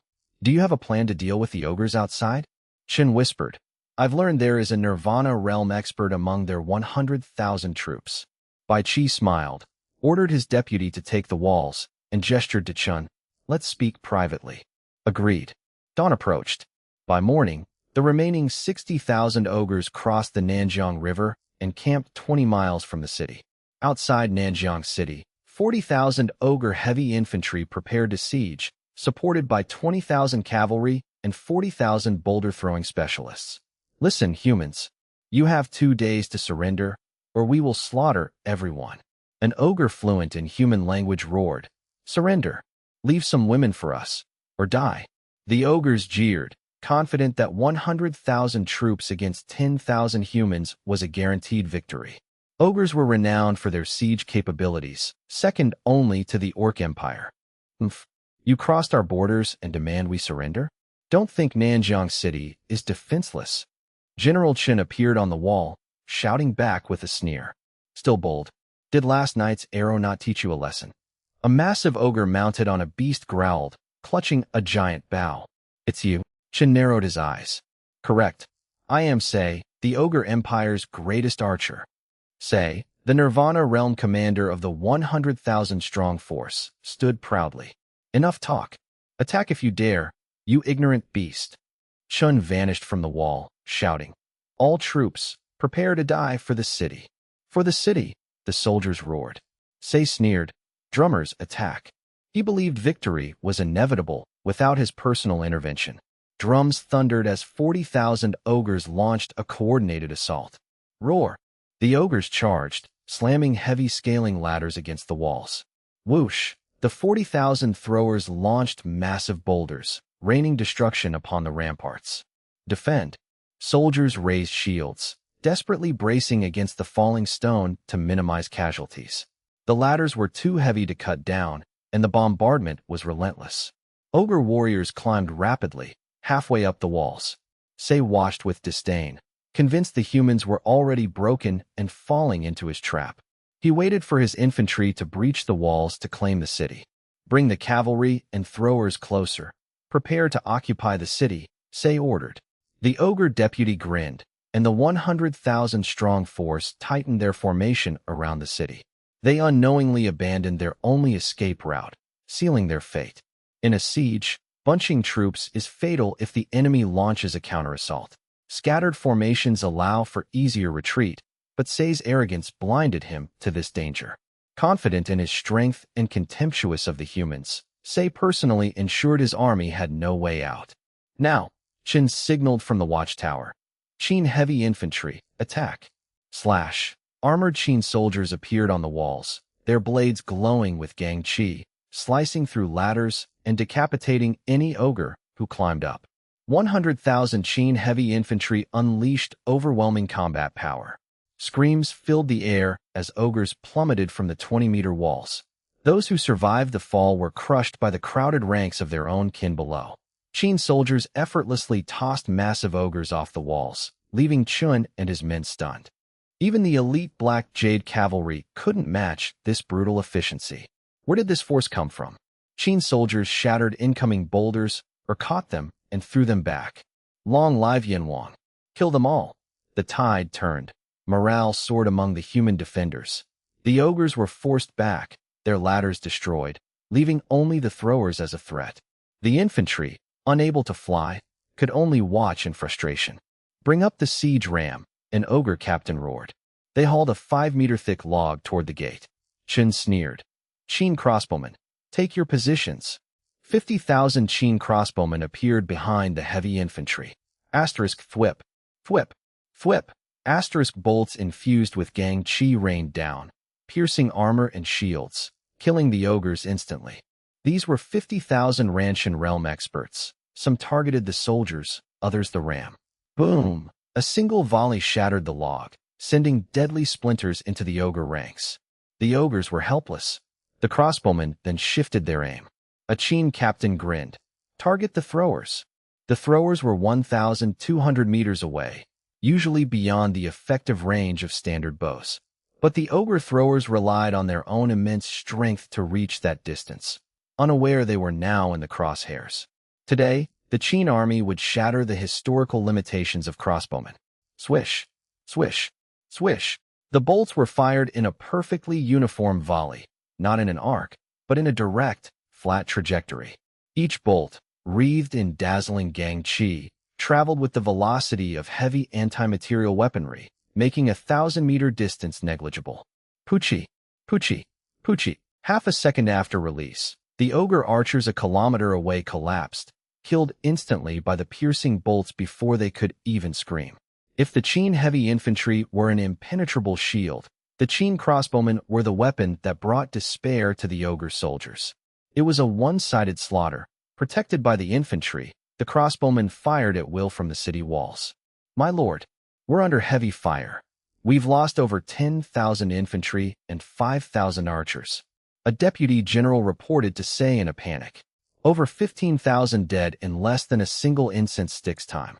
Damn it, Say was stunned. He hadn't expected Xinjiang city to harbor such a powerful and numerous force. He had been outmaneuvered. General, what now? The deputy asked bitterly, knowing that with the Qin legion present, capturing the city was a fantasy. Realizing the human soldiers were too strong for a direct assault, Say ordered, scatter the formation. I will join the front line myself.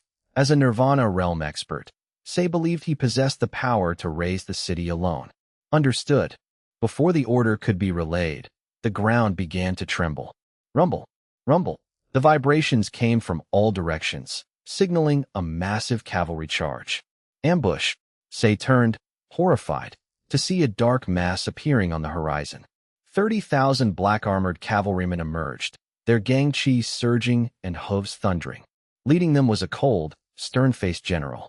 It was Bai Qi, accompanied by Zhao Zilong, who rode with a silver spear. Behind the cavalry were war chariots the ogres had never seen. Each chariot was pulled by 4 horses and manned by 4 cold-faced soldiers armed with spears and halberds.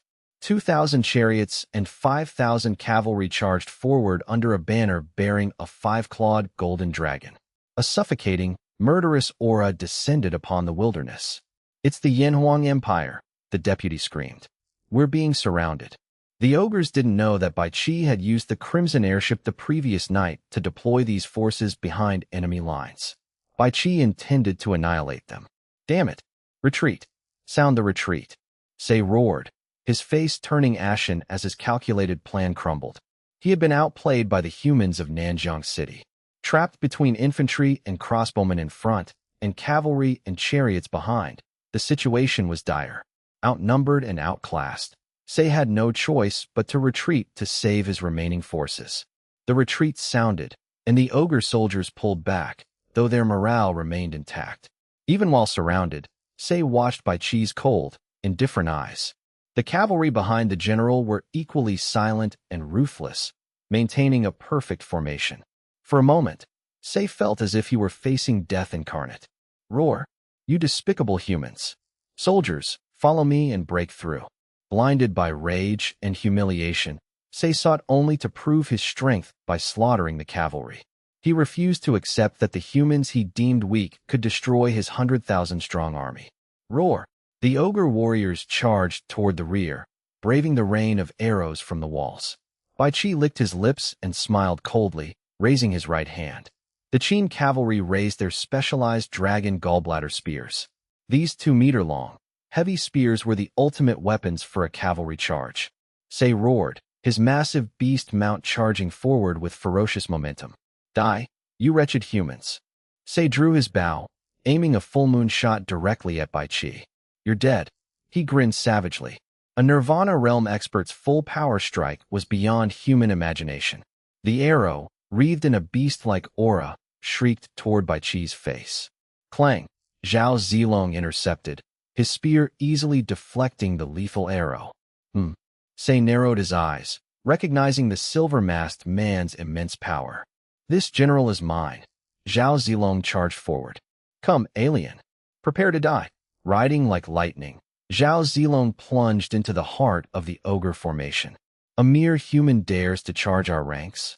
Sei sneered, underestimating the human warrior. He believed the human was merely relying on his mount and would fall in close combat. Roar!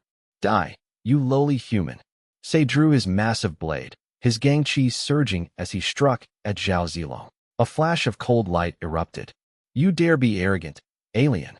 Zhao Zilong thrust his dragon gallbladder spear like a thunderous dragon, colliding with Sei's blade. Instead of a clash of gangqi, there was a sickening crack as Sei's aura shattered. Then, another crack. Sei's steel blade snapped, and the spear pierced through his chest. Ugh! Sei's eyes widened in disbelief as he gasped. You are in the legendary realm. Then he collapsed. Boom! Zhao Zilong's spear erupted with gangqi, instantly obliterating Sei and his massive beast in a spray of blood.